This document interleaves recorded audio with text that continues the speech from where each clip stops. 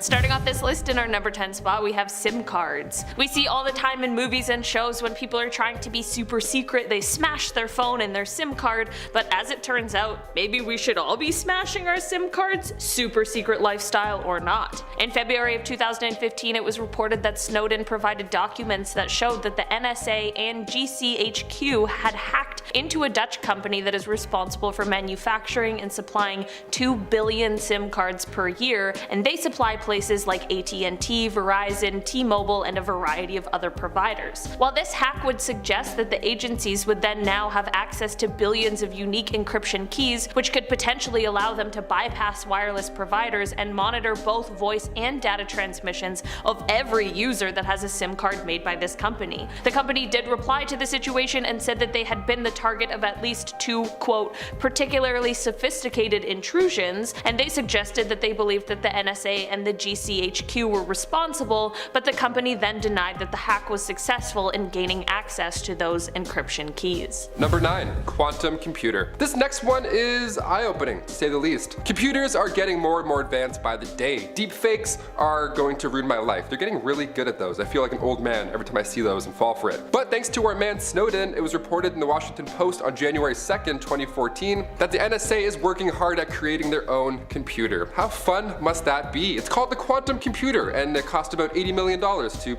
create. And no, it can't send you back in time. This computer is safely stored in a massive room-sized metal box, which is not intimidating at all, and it's part of a program called Penetrating Hard Targets. I want to make so many jokes, but I won't. So it can break encryptions for just about anything. Finance records, medical, your old MSN, probably. What a nightmare that would be. The NSA is well on their way to breaking every form of public encryption. This quantum computer can theoretically break through any RSA encryption, which for the average computer today, that takes, I don't know, years, but this supercomputer can break through a lot faster. I'm talking days. Just don't go in my MSN, please. In our number 8 spot today, we have Project Dishfire. It was reported by The Guardian that it had been revealed that the NSA collects 200 million text messages a day from around the world. They then use these messages to pull the details of certain location information, contact networks, and the credit card details of different mobile users. It was also reported that the NSA also provided British intelligence agencies with all of the data,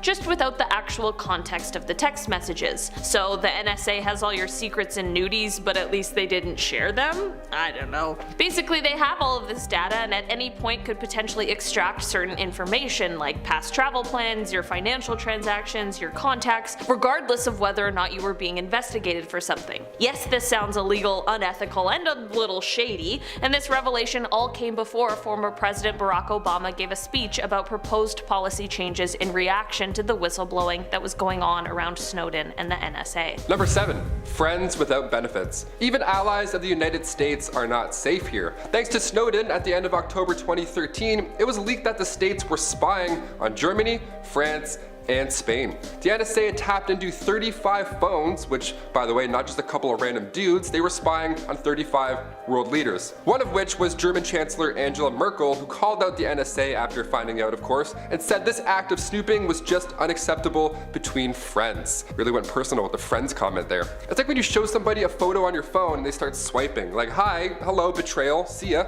Now, as you hear this, you're thinking, well, I'm not a world leader, what's the big deal here? Well, it was also reported that the NSA was monitoring phone calls in Spain for the average folk. They monitored about 60 million calls in 1 month, so yeah, world leader or not, be a little concerned about these guys. Maybe. In our number 6 spot today, we have the Brazil spying scandal. It was reported by The Guardian that Brazil was second only to the United States in terms of the amount of communications that were being subjected to surveillance by the NSA. This means that the NSA were seriously spying on millions of Brazilians, including the emails and phone calls of their president. At the G20 summit that year, which took place in Russia, Brazil's president at the time, Dilma Rousseff, had a one-on-one meeting with Obama in reference to this. He said that he would look into it and get back to her, but before he could, more NSA tea was spilled, and it was revealed that the agency had also targeted Petrobras, which is Brazil's state oil company. This led the president to call this new information industrial espionage, and as a result, she called off her scheduled visit to the White House and demanded answers. The called off visit was important because it was to be the first state visit by a Brazilian president in about 2 decades, and although the Obama administration claimed that it was a joint decision made by both presidents, some media outlets described it as the sternest punishment that had been received at that time in response to all of these NSA leaks. This also led Brazil to take a multitude of steps to hopefully get away from the American-run internet. Number 5. Backup. When Glenn Greenwald kicked this whole thing off in 2013 with Snowden and his reveals, it was this massive security breach obviously. Snowden was of course in hot water immediately, but he was ahead of the game from the start. See, Snowden had told Greenwald that if anything crazy happens to him, well, he'll just leak even more information. If Snowden was unable to access these encrypted documents on one of his 4 laptops, then it was set up to automatically send those private documents to higher ups, aka the people directly involved in the leak. On top of that, Snowden reminded The Guardian that he has many more secrets to spill, specifically the NSA's surveillance systems. This is why you make backups. Duly noted, Snowden. In our number 4 spot today, we have the embassy catastrophe. There was a document from 2007 that was leaked which named 38 different embassies and missions that were so-called targets of US surveillance. This document didn't quite make it clear whether or not these targets were being looked into by only the NSA or if the CIA and FBI were also involved. The document described certain things like bugging fax machines with devices that allowed them to listen in on conversation, and the document also listed the names of different programs that are used within the embassies. The document showed that the embassies targeted weren't just those of countries who seemed to be enemies with the United States, and instead included places like India and Mexico, Greece, and Turkey. It appears as if the goal was to gain insider information into the diplomatic relations between the targets and the United States. The EU embassy in Washington, D.C. was one of the targets on this document, and this leak had the potential to have jeopardized one of the largest attempted free trade agreements in the world, because shortly after this all came out, negotiations were set to begin between the EU and the United States. The French president at the time made his anger about the situation very public and stated that all future negotiations will only be made under the agreement that the United States cease all unauthorized surveillance of any EU buildings or personnel. Number 3. China. I mentioned earlier that summit where the United States originally wanted to call out China for cyber attacks, but instead Snowden leaked a PowerPoint training slideshow and the tables were turned just like that. Snowden revealed himself as this massive spy kid on June 12th, and he said he was planning on remaining in Hong Kong until he was kicked out. But in his first press interview since coming out with all this information, he informed South China's Morning Post that the NSA was hacking Chinese and Hong Kong computers since back in 2009. That's a long time ago. It's like when Avatar 1 came out. That's how long ago that was. More specifically, Snowden said that the NSA hacked the Chinese University of Hong Kong, aka the heart of all internet traffic in Hong Kong. Now of course this is eye-opening, but there's many who see this hack attack as a good thing. See, citizens want to know what their government's up to, and honestly I myself would love to know if the NSA was rummaging through my chats. So a poll was conducted on June 10th and 11, and apparently 44% of Americans were on board with Snowden's outing. They were with him, and 42% of Americans say that he's a bad boy. 57% were not a fan of the NSA's action, while 37% were on board. 30% of folks liked the fact that they were being spied on. That's some weird kind of kink, I don't know. What do you guys think? Do you want the NSA in your Dropbox? Let us know in the comments your thoughts below. We'd love to hear from you. In our number 2 spot today, we have caller information. In 2013, it was reported by The Guardian that, according to the documents that were leaked by Snowden, the Obama administration has allowed the NSA to collect different caller information from Verizon. This was done through what was called a quote business records provision of the Patriot Act that was established under the presidency of George W. Bush. It allowed the government to order Verizon to hand over caller information every single day. The information included things like the time, location, and duration of the call. The information began being collected under the Bush administration in 2001, and they were collected from AT&T, Verizon, and Bell South. Of course, once these documents were leaked and the information became public knowledge, US officials began trying to reassure the public that this surveillance was somehow necessary and was actually a program vital to national security, but many people rightfully felt like the spying was an unnecessary invasion of their privacy. This one is tricky because there certainly is a fine line with these things. And finally, number 1.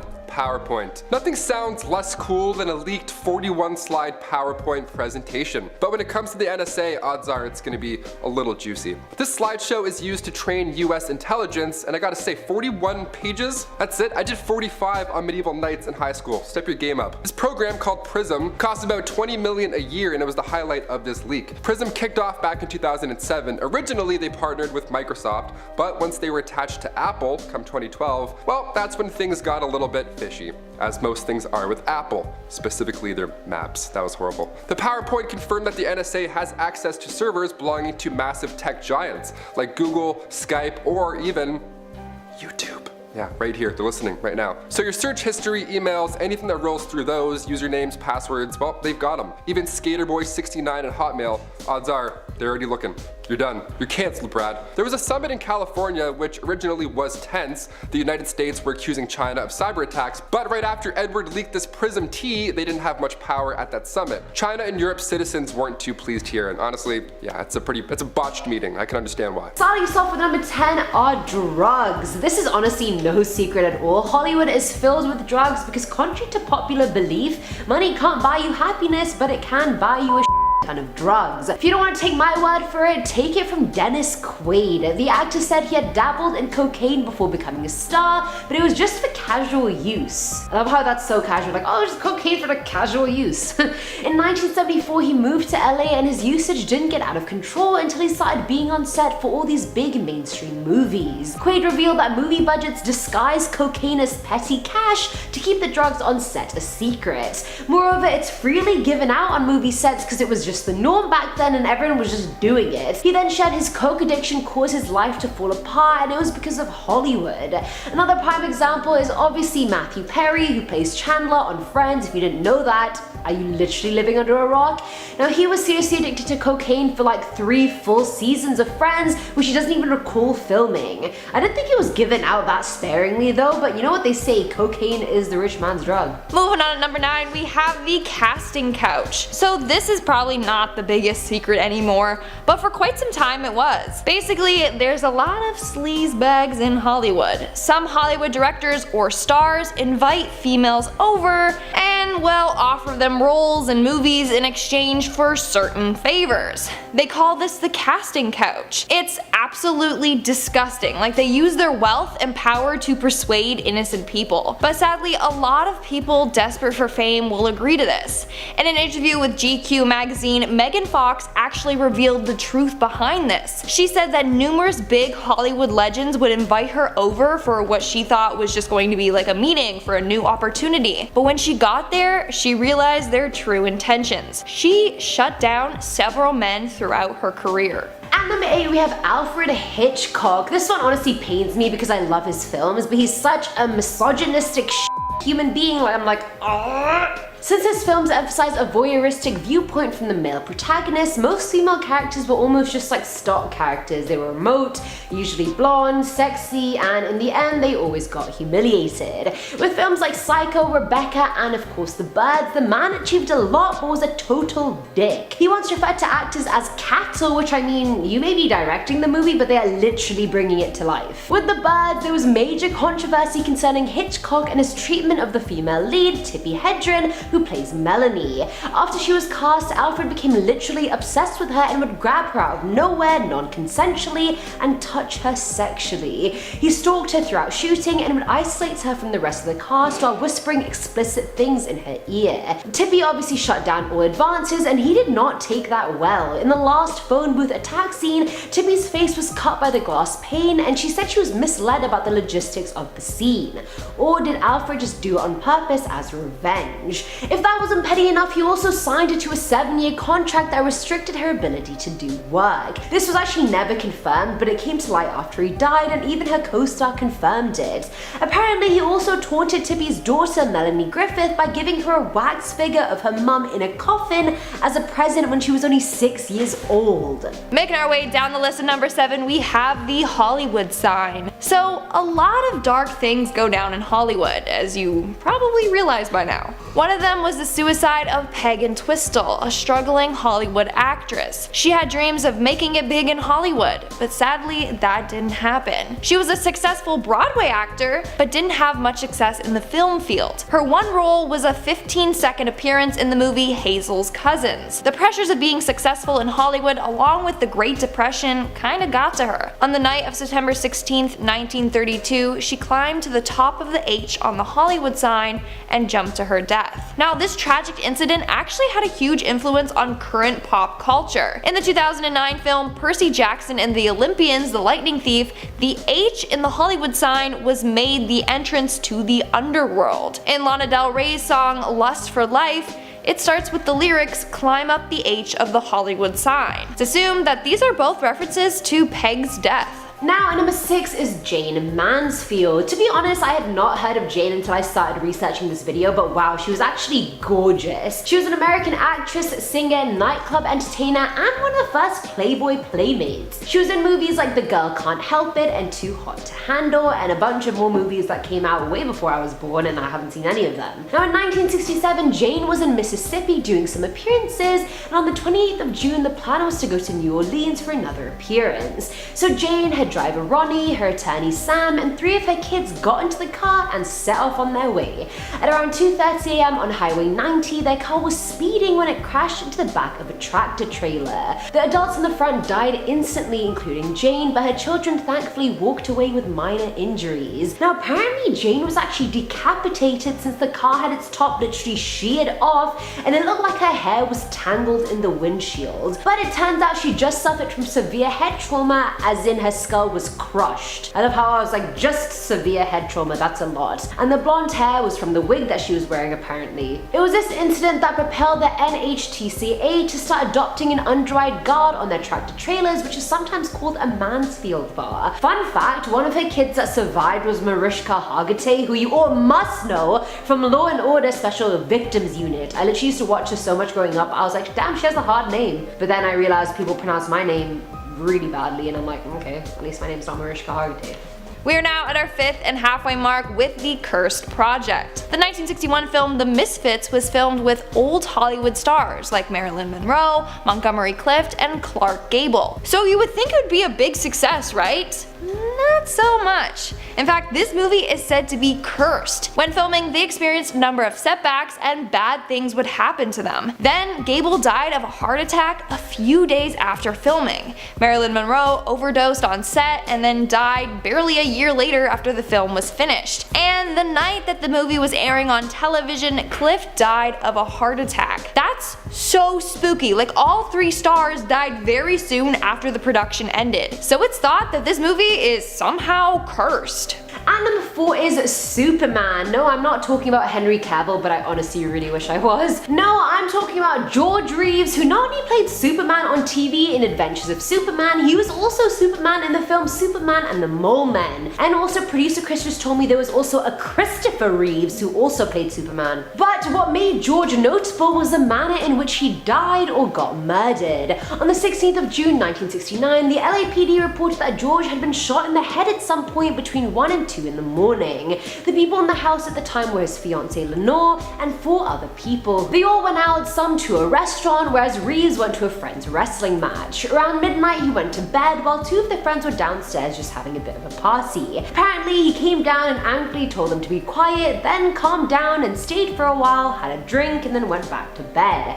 All the guests were downstairs when a while later they heard a single gunshot, and by the time they went upstairs, they found him lying across the bed naked with a pistol between his feet. It looked like he had shot himself, and the friends took an awfully long time to call the police since they were so shocked and so very drunk. One friend claimed his fiancée was actually upstairs with him and came down after the gunshot, telling everyone to tell the police she was downstairs the whole time. Alright, Lenore, you're a bit shady. There was no gunpowder on Reeves' hands, no fingerprints on the gun, the bullet was found in the ceiling, yet there were also multiple bullets in the ground, yet they all only had 1 gunshot. On the flip side, George was also sleeping with Fixer and MGM VP Eddie Mannix's wife Toni at the time, but you'll find out about him later, he is a douchebag. Rumor had it that Eddie had mafia ties and found out about the affair and had him killed. So either his fiancée killed him, the mafia killed him, or he actually did commit suicide. I don't know.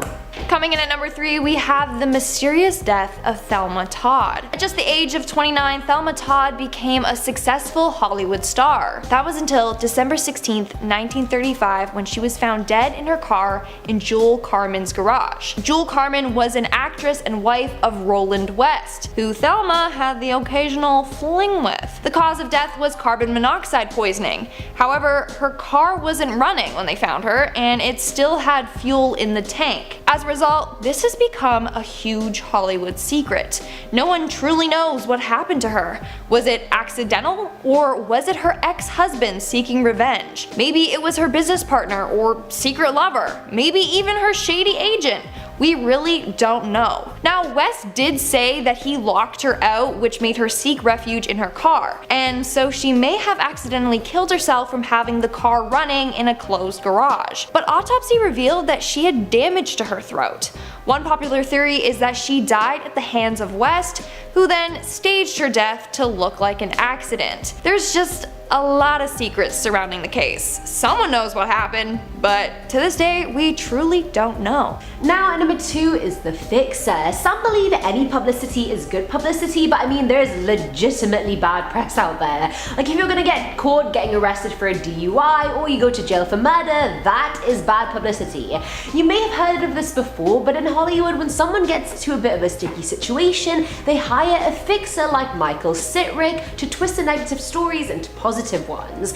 I get why fixers are so important, since celebrities get to shit every week, but sometimes they protect the wrong people. For example, back in 1937, Patricia Douglas, a 20-year-old actress, went to an after party for the MGM annual sales convention. And just imagine this party as a giant Hollywood frat party where people can legit do whatever they want because of how much money is just floating in the air. Either way, during the night, MGM sales exec David Ross, along with a friend, forced her to get drunk before sexually assaulting her. Patricia obviously wanted to press charges, and she did, but MGM got their fixer, Eddie Mannix, who I also mentioned beforehand, got him involved, and he made sure David's studio was never mentioned during the scandal. That in turn ruined Patricia's reputation, and Eddie somehow also got a portrayal in Hail Caesar, which is some sick kind of karma after ruining Patricia's life and God knows how many more. And in our number 1 spot, we have The Poltergeist. This 1982 film has been scaring people for years, and not just from its creepy storyline.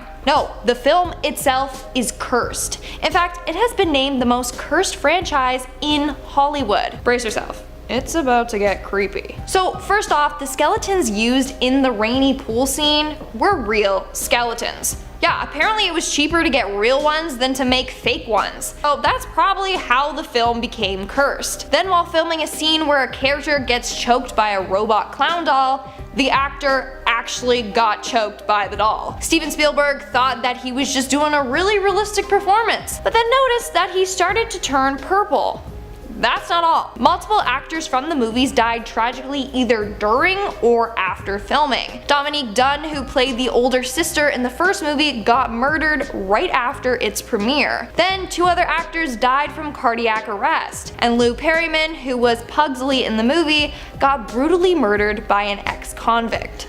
So yeah, too many freaky coincidences for the film not to be cursed. Kicking off the list at number 10. EA6736. Ancient Egyptians worshipped lots of animals. At one point or another, you've heard about how cats were highly respected back then, but they also worshipped other animals as well. It's not just cats, okay? So if you're sitting there looking at Mr. Freckles or whatever, don't give him too much praise, okay? There's other worshipped animals to talk about, like baboons. Believe it or not, baboons. They were pretty important pieces to this ancient puzzle. Egyptians had tattoos of baboons, but the most famous piece of history that we have preserved is in the collections of the British Museum in London. There's a mummy on display, and it looks a little different than the rest. EA6736 was recovered from the Temple of Khans in Luxor, Egypt. This little man here dates back to the New Kingdom period, so anywhere around 1550 BC to 10 BC. So yeah, he's a little old. He looks great for his age though, I mean really. Baboons would appear all over art and religion in ancient Egypt. One of my favorite facts ever has to be that in ancient Egypt, pharaohs would train baboons to make arrests. Yeah, imagine stealing a pair for your family and then 4 baboons start chasing you doing parkour, jumping over houses. It's crazy. Baboons are so smart. No wonder they worship them, honestly. Number 9.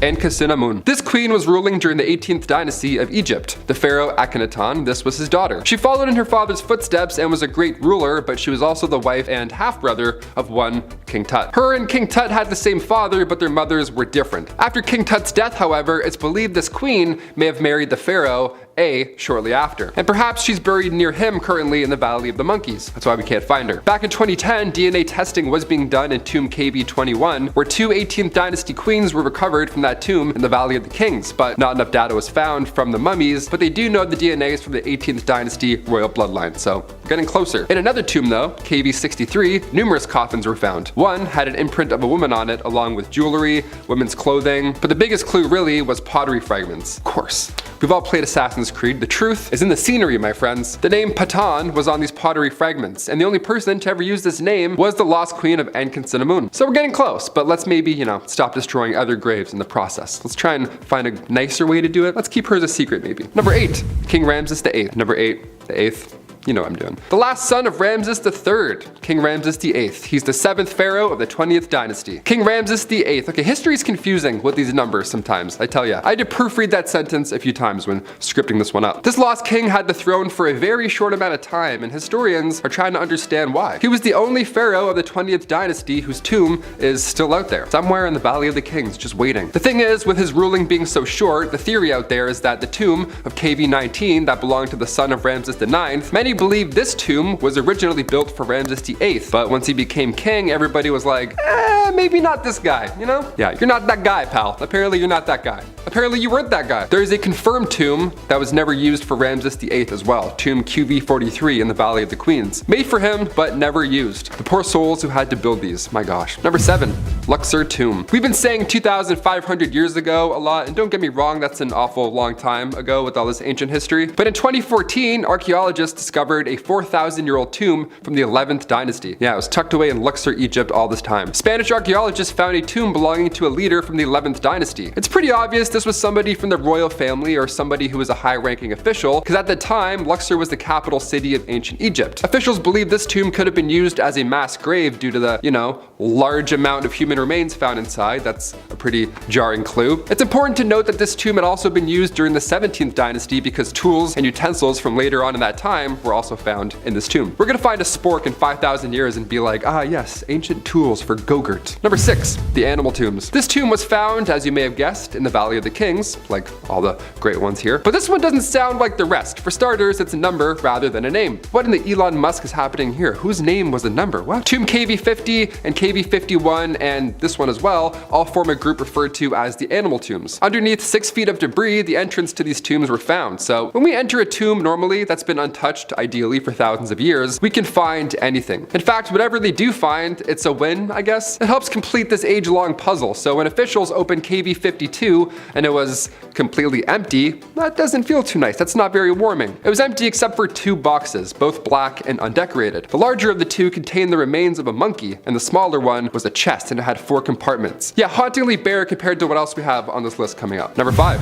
KV55. Okay, we covered KV50, 52, they're all one tomb, but they're not, they're separate tombs. What's going on here? This one was discovered right next to King Tut's tomb, and the reason we call this tomb by a number rather than a name is because, well, we don't know who it was made for, really. The classic, what happened, Even the walls of the tomb inside, they're empty. They aren't covered with any hieroglyphs. There's no artwork, there isn't any clothing laying around, no jewelry. It's quite odd, it's just simply bare. As you walk down the 20 steps towards KV55, you'll notice only a few markings on the entrance. Markings that show that the entrance was once widened since it was first cut, along with its ceiling being raised slightly higher. So adjustments were made at some point. This wasn't a forgotten project by any means. The only hint as to who or what is buried here is remains on the walls. One hieroglyph was found in 1907. One hieroglyph, that's it. And it translates to, "The evil one shall not live again." Okay, so we should leave this alone, right? Yeah, you agree? Hit that thumbs up if you agree. I feel like we agree. Number 4.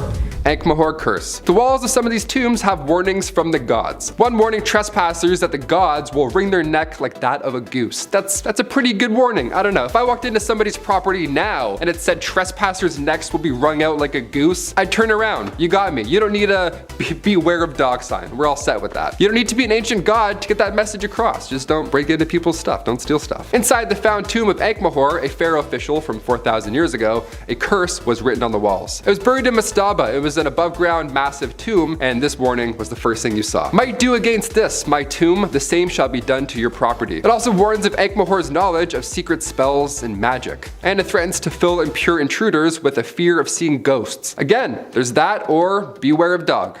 You can pick which one you want to put in front of your building. What's more impactful for your property?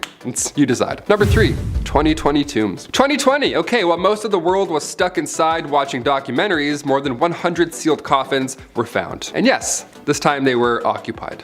Gross. Found, of course, in Saqqara, Egypt, Egyptian archaeologists have never been more excited, which is a weird thing to say after what I just said. Maybe we'll find the body of Cleopatra. Wouldn't that just be dandy, I guess? The fact that we found over 100 of these still in great shape is mind-blowing. It's actually pretty awesome. Grave robbers have been around since ancient Egyptian days, and for all these to be untouched for this long, that's good. This is great. I'm glad we found it instead of, pirates. The findings date back to 712 BC, which was a period where Egypt was controlled by foreign civilizations, like Persians or Greeks. The idea that we're finding mummies is great and all, but again, do we really need to open them up? Do we need to find Alexander the Great this badly? Like, what is he? It's gonna be bones. It's gonna be goop. Like, we're willing to disrespect this many souls in the process. It's kind of ironic. I don't know. Number 2, Black Tomb. We found a mysterious black granite tomb in Alexandria back in 2018. I remember this trending because I made several Brendan Fraser jokes on Twitter. Yeah, a lot of mummy talk happening that weekend. Things got real when the cousin of Antiquities minister opened it up. Yeah, we just opened up a mysterious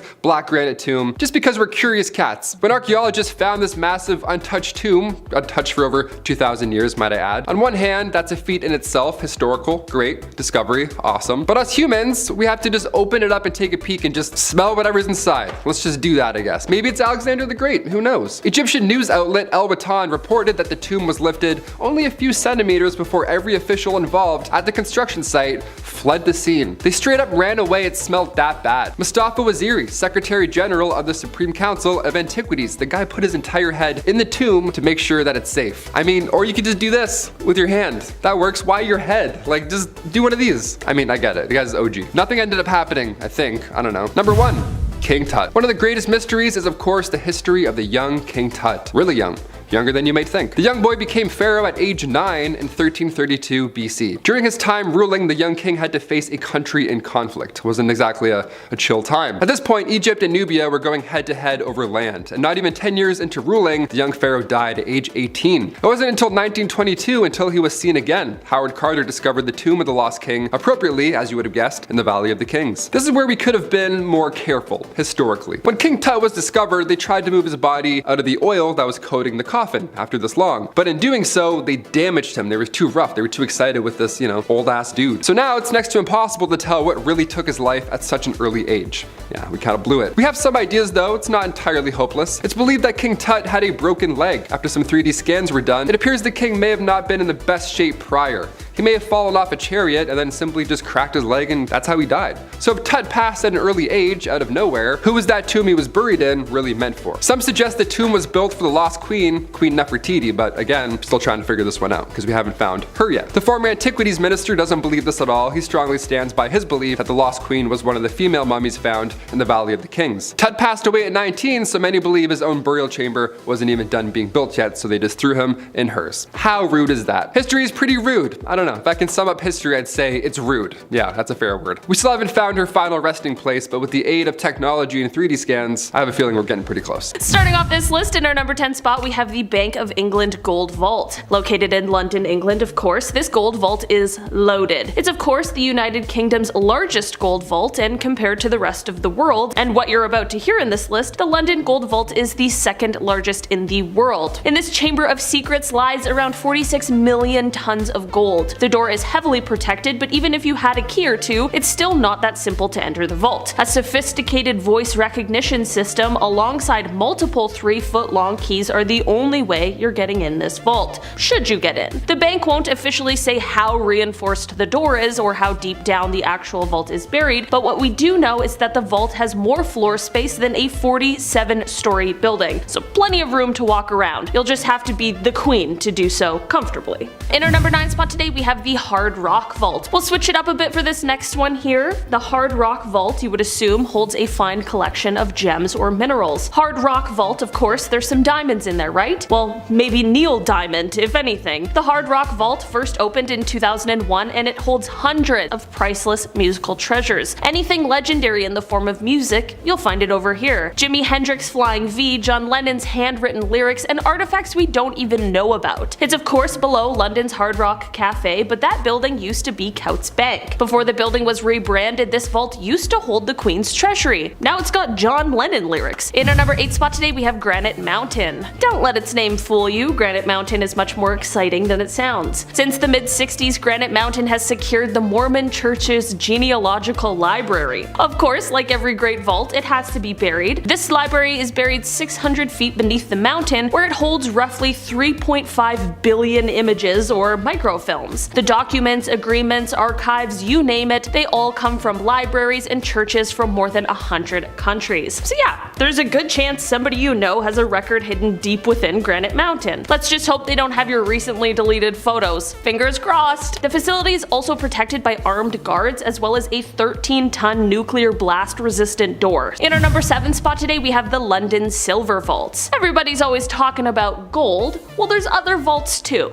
Okay? Burls Ives sang about silver and gold, not just gold. Both are beautiful. England's Silver Vault may not be hidden underground, but the vault has actually survived a world war. During World War II, the bank around the vault was reduced to rubble after an overhead strike. Nothing was left from the bank except this vault. Not even a war can open this one up. Historically, we have numerous reasons to trust this one. Back in 1957, the same type of vault was used as part of a US nuclear test in Nevada. Turns out not even a 37 kiloton nuke can bust these secrets open. In our number 6 spot today, we have Fort Knox. Located in Kentucky, USA, this vault really is the jackpot. One of the most heavily guarded places on the planet. The amount of gold in here will blow your mind. Fort Knox is home to a large amount of the United States gold reserves. Thing is, even if you work here, you're still not getting into Harry Potter's vault of treasure here. Each staff member knows only a part of the full combination, so you can't heist your way in with good work friends. Rumor has it there's actually no gold in here though. Rumor has it instead that this is where they study extraterrestrials. Another rumor is that the United States actually sold off all of the gold and they don't want anybody to know. In our number 5 spot today, we have the New York Federal Reserve. Far below the streets of Manhattan, next to the Ninja Turtles themselves, sits a vault so impenetrable it's been entrusted to more amounts of gold than the previous entry on this list. Security is of course pretty tight, so don't even think about pulling a national treasure. Human beings can't even operate here.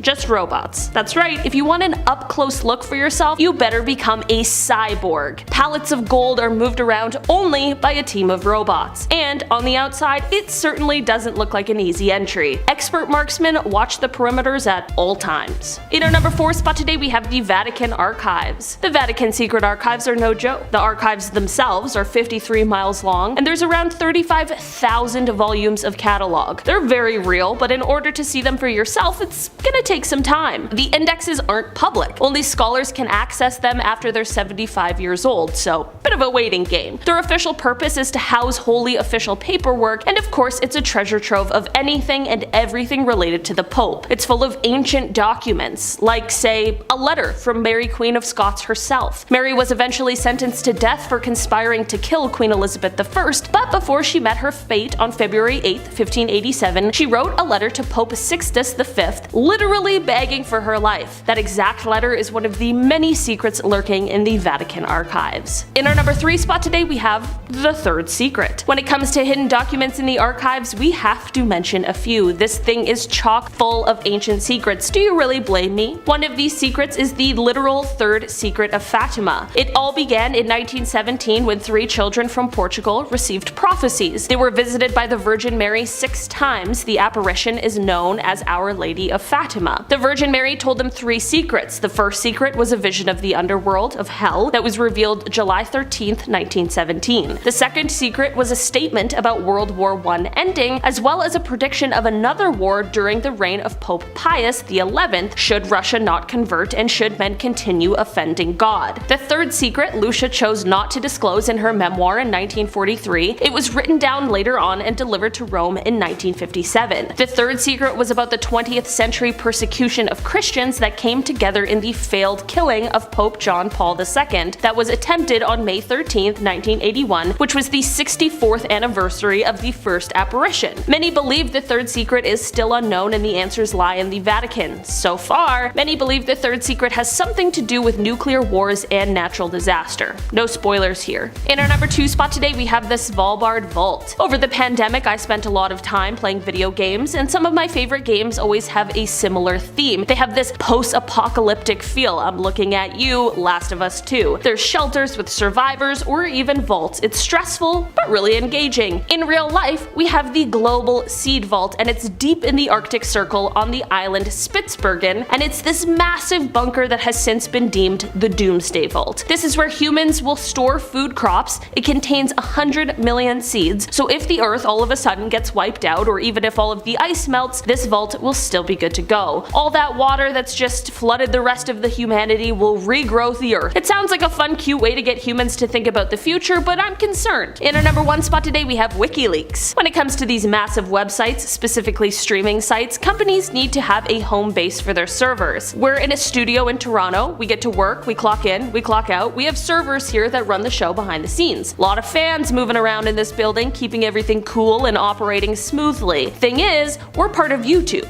not WikiLeaks, so we don't need to set up camp in an underground secure vault. Whereas a company like WikiLeaks, they need to keep their resources locked down. This is the same company responsible for leaking Army field reports from 2004. In Stockholm, buried 100 feet below the street level, is an old nuclear bunker. Today, it's a facility owned by Swedish internet provider Bahnhof, which is where they keep each and every server for WikiLeaks. Julian Assange, frontrunner for this whole operation, he keeps his hard drive in this secure vault. He keeps it behind a 2-foot steel door accompanied by numerous backup generators, so you're not getting through any firewall. Like I mentioned, in October 2010, WikiLeaks published Army field reports from 2004, and it is now one of the biggest leaks in United States history. This report confirmed that there were over 66,000 civilian deaths in the Iraq war logs out of the 109,000 in total. This leak also suggested that some American troops were classifying civilians as enemies in their statistics. These numbers were from 2004 to 2009. Sometimes these vaults hold the secret to Coca-Cola, and sometimes they hold dark secrets surrounding the troops. Starting off this countdown, we have the NSA spy hubs. We all know that the NSA is spying on us, okay? That's old news. I mean, in 2013, former contractor for the CIA, Edward Snowden, revealed that the NSA was collecting phone records of millions of Americans and spying on us through our phone calls. Well, it turns out they have multiple top secret bases. Half of them, we don't even know where they're located. We just know that they're out there. Somewhere. These spy hubs are often windowless skyscrapers. There are some in Atlanta, Dallas, Chicago, Los Angeles, New York City, San Francisco, Seattle, and of course, Washington, D.C. These buildings, though, aren't regular buildings. No, of course not. They are highly secure and guarded. In fact, they are built to withstand terrorist attacks, nuclear attacks, and natural disasters. So not only do we not know where they're located, we don't know what they're doing in all of these hubs, besides spying on American citizens. So you better behave. They're watching. Always watching.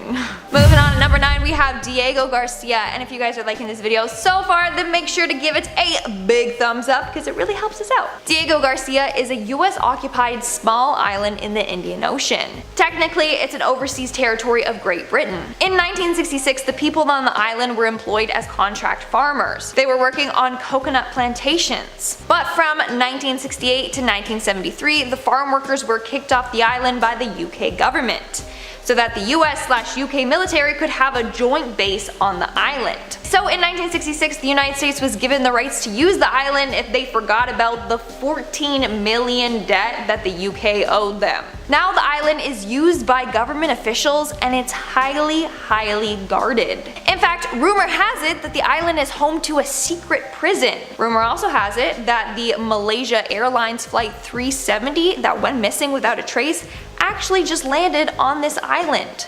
Not only that, but apparently rumor has it that this base is used by the CIA to torture prisoners. There's some crazy theories out there. I hope one day we'll find out if any of them are true. Then in 2009, the US military evicted several thousand of the island's local residents. Why they did this is still so top secret. Like, they don't know why they got evicted. I really wish we knew. Something fishy is going on over there. Coming in at number 8, we have the Dugway Proving Ground. Located in Utah, the Dugway Proving Ground is the main biological and chemical weapons testing site for the US Army. Like, who knows how many and what kinds of dark deadly weapons they are building and testing there. The base also contains top secret US military research documents, which is one of the reasons why the government doesn't want you to know about it. Now, in 1968, the unbelievable happened at the base. On March 13th, a high-speed jet sprayed 320 gallons of nerve gas VX around the air in a test. This is so deadly that 10 milligrams can kill people. It'll stop your respiratory muscles from working and then you'll just choke to death. Anyways, it sprayed in an area near a farm. The next day, thousands of sheep were found dead. The government denied that this was their fault, but people aren't buying it. Either way, they paid the rancher who lost a sheep over $300,000 and tried to keep this situation hush-hush. So the government definitely doesn't want us to know any of that, but I know it, and I shared it with you. Moving on to number 7, we have Camp Perry. Camp Perry, otherwise called The Farm, is a top secret training facility run by the CIA. The place is used to train CIA officers as well as officers working in the Defense Intelligence Agency. One of the reasons why this place is so secretive is because they don't want the identity of their top secret agents to be leaked. Because then, hello, they wouldn't be secret agents anymore, would they? Now, listen to just how intense this camp is.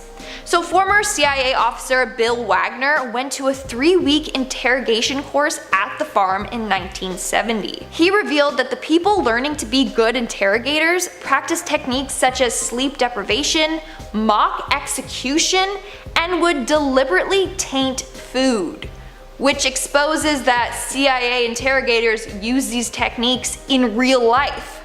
Of course, the US government has never formally acknowledged the existence of this camp, although many people know that it's real. Coming in at number 6, we have Area 51. Of course, I had to put this one on the list. Hello, everyone wants to know what the heck is going on at that top secret base. Like, are the rumors true? Do they really have animals hiding there? Are they conducting unethical tests on humans? Area 51 is home to a number of conspiracy theories because it's so highly protected and secretive. Seriously, people have gotten killed for trying to even get close to the building. This has led a lot of people to believe that the military is up to something. What do you think goes on in Area 51? Let me know in the comments below. We're now at our 5th and halfway mark with the Sherman Kent School for Intelligence Analysis. This is a training school in Reston, Virginia for CIA analysts. The school has been given the nickname The Vault because of how many locks and alarms and guards it has. So basically, the school opened in May of 2000 and it apparently teaches members many important things, such as foreign languages, regional studies, satellite image analysis, wiretap transcript analysis, and media report analysis. So basically everything you think a spy would need to know. This place is basically spy school, which is super cool. Now, like all places on this list, this one is also heavily guarded. It is located on the 2nd floor of a 5-story structure. The glass windows are smoked to prevent people from looking in and spying. The building also contains sensors to prevent eavesdropping from outside. And like I said, it's protected by a number of locks and alarms and surveillance. In our 4th spot, we have Menwith Hill. Menwith Hill is a Royal Air Force base located in the UK. In fact, it is said to be one of the most secretive places in the UK. First off, the place is super odd. Like, there's a bunch of white domes all over the place that look like giant golf balls. Like, I feel like it's just the government's own mini putt or golfing range or something like that, but it's not. This site is said to be the largest electronic monitoring system on the planet. So basically, it's a place where they spy on us, monitoring our every move. The site first opened to spy on the Soviet Union during the Cold War. Since then, we don't know exactly what they're spying on. but it's a vital part of the NSA surveillance network. In 2012, it was believed that the base was involved in a number of drone attacks. However, this has never been confirmed. On top of that, it was revealed that the NSA used the base to, and I quote, aid a significant number of capture-kill operations. That is terrifying, wow. Moving on to number 3, we have Kapustin Yar. Kapustin Yar is basically Russians' version of Area 51. It is a top secret base created by the USSR. It was used for developing the Soviet space program. But now, rumor has it that it is home to aliens. Apparently, people saw a large red sphere flying in the sky right above this base. Others claim to have seen 3-eyed aliens wearing silver overalls there. I mean, hey, at least he's stylish. In fact, most alien sightings in Russia occur near this top secret base. Coincidence? I think not. It could be that aliens are trying to escape from this base or something like that. There's even rumors of this base being used to conduct alien autopsies. It's pretty creepy. I don't even want to know if I want to find out what goes on in there. In our second spot, we have the secret super command bunker. Apparently, the Pentagon is planning to build a secret command bunker 3,500 feet under Washington, D.C. What's the purpose of this bunker, you ask? Well, just in case of nuclear war, the bunker will keep people safe from the nukes. Apparently, the pandemic shook the US government and now they, and I quote, put plans in place to ensure critical elements of the US government can keep functioning in the midst of an extreme crisis. So they're basically gonna be like, sick, every man for themselves, peace out, and then just disappear into this secret bunker. And in our number 1 spot, we have Porton Down. Close to Stonehenge, there's a place called Porton Down, which is basically a massive experimental testing center. It's known for working on chemical and biological weapons, as well as dealing with dangerous pathogens. The stuff that goes on in there is dark, and I mean dark.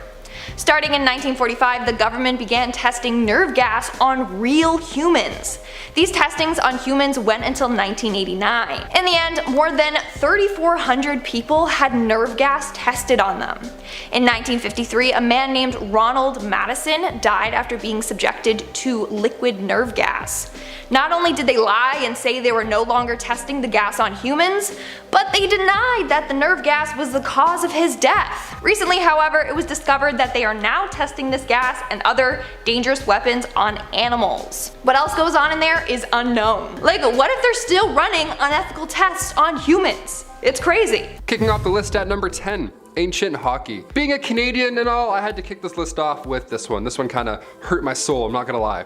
We found out that hockey wasn't our thing during Canada's 150 celebration. How epic is that? Great timing, that's amazing. I'm cold a lot of the time living in Canada. My face hurts when I walk to the store and get my weird bagged milk, then I return back to my igloo. I'm cold all the time, right? That's the idea, that Canadians are cold, they play hockey, and they live in igloos. Well, pretty much, 2 out of 3 ain't bad. Hockey isn't just our favorite winter activity, turns out Vikings loved it as well. Vikings actually brought it here in the first place, believe it or not. They didn't even call it hockey too, they called it a way better name. They called it slapfatten, which means to slap the fat around. How amazing is that? Me and the boys are gonna go play some road slap and fatten. Taylor, what happened to your knee? Oh, I got a slap and fatten road ration.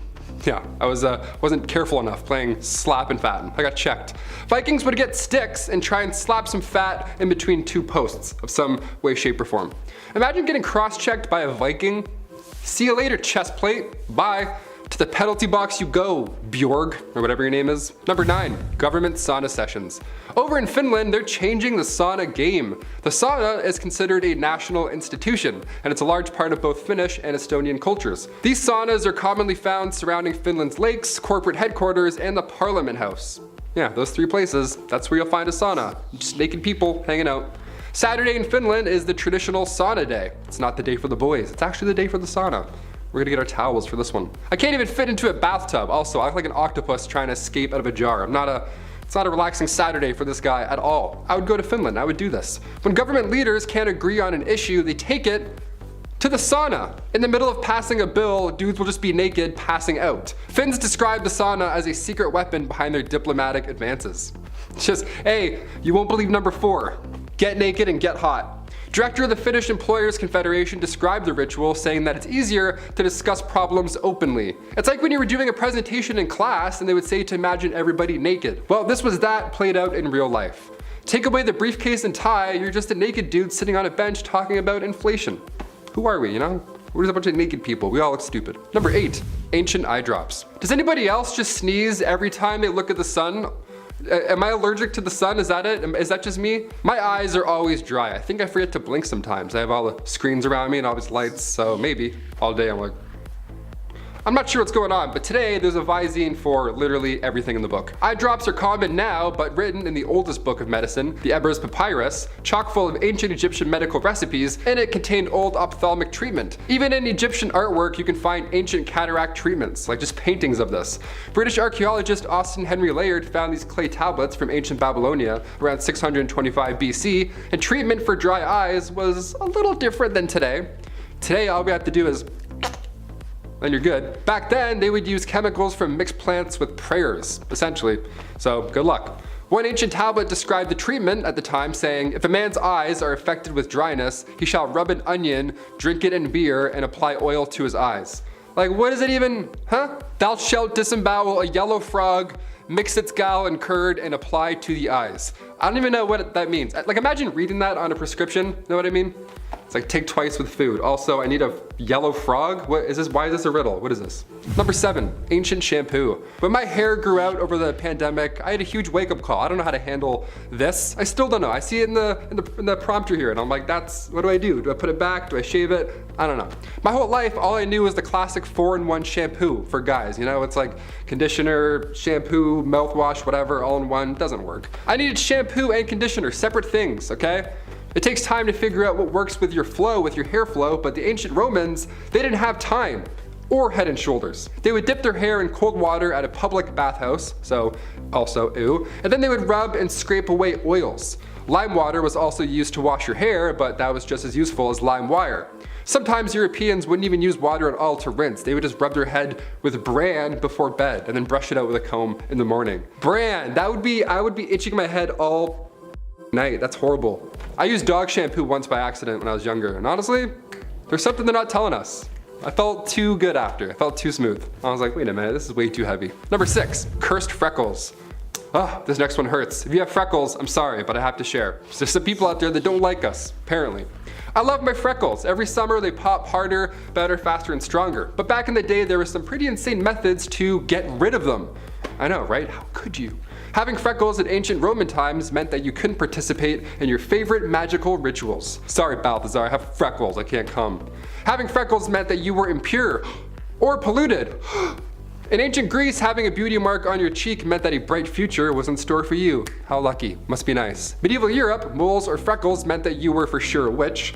Not as great, that one's not good at all. Ancient China, if you had a red or black mole, that was a good sign, but a brown mole, that was grave warning signs in there. So depending where and when you were, that freckle that you named when you were 7 could have literally changed your life. In places where freckles weren't desirable, sulfur was used daily to get rid of them. No, we don't recommend lathering your face with sulfur here at all. In fact, I think magical rituals are safer than sulfur, in fact. Number 5, sailors' toilets. Life on the sea wasn't easy in ancient times. Even today, you know how hard it is to take a crap on a boat? Have you ever had to use the washroom on a rocking boat? Like number 2? You have to try and wipe. It's just, I don't know, you're doing this a lot.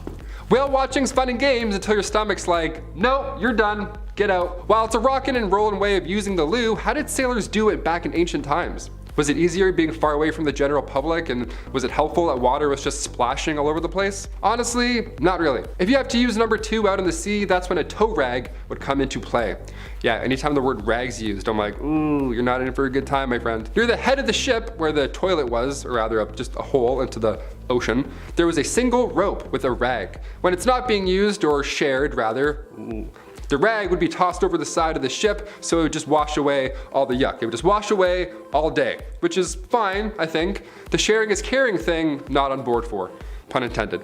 Do you fold, do you scrunch, or do you use barnacle rope? Sound off below. Number 4, really old socks. Somebody got me socks as a gift over the holidays, and I'm not gonna lie to you, couldn't be more thrilled. Still the best gift ever. Socks and lip balm, there's nothing you can't do. That's it, that's all you could ever ask for.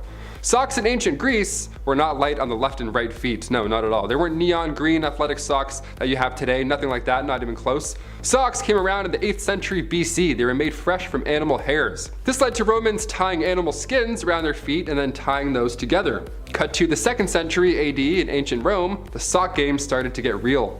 Romans began using fabrics instead of animal skins. Score, it was softer, lighter, and then later in the 5th century, socks were worn only by the most holy. Excuse me while I put on my holy socks. And not in that way, haha. Holy socks, get it? It's a pun, you got it. Socks were associated with the church. They were considered a symbol of purity. You have freckles and socks on, they're like, I don't know what this guy wants. I don't know, he's giving off mixed messages here. Socks would go all the way up to your leg too, a little different than the Vans ankle socks that I'm currently wearing today with my boots. One of them is half off in my foot right now. I can feel it, it's half, it's just sliding just away from me as I'm doing this list. Number 3, King Tut. One of the greatest mysteries is of course the history of the young King Tut. The young boy became pharaoh at just age 9.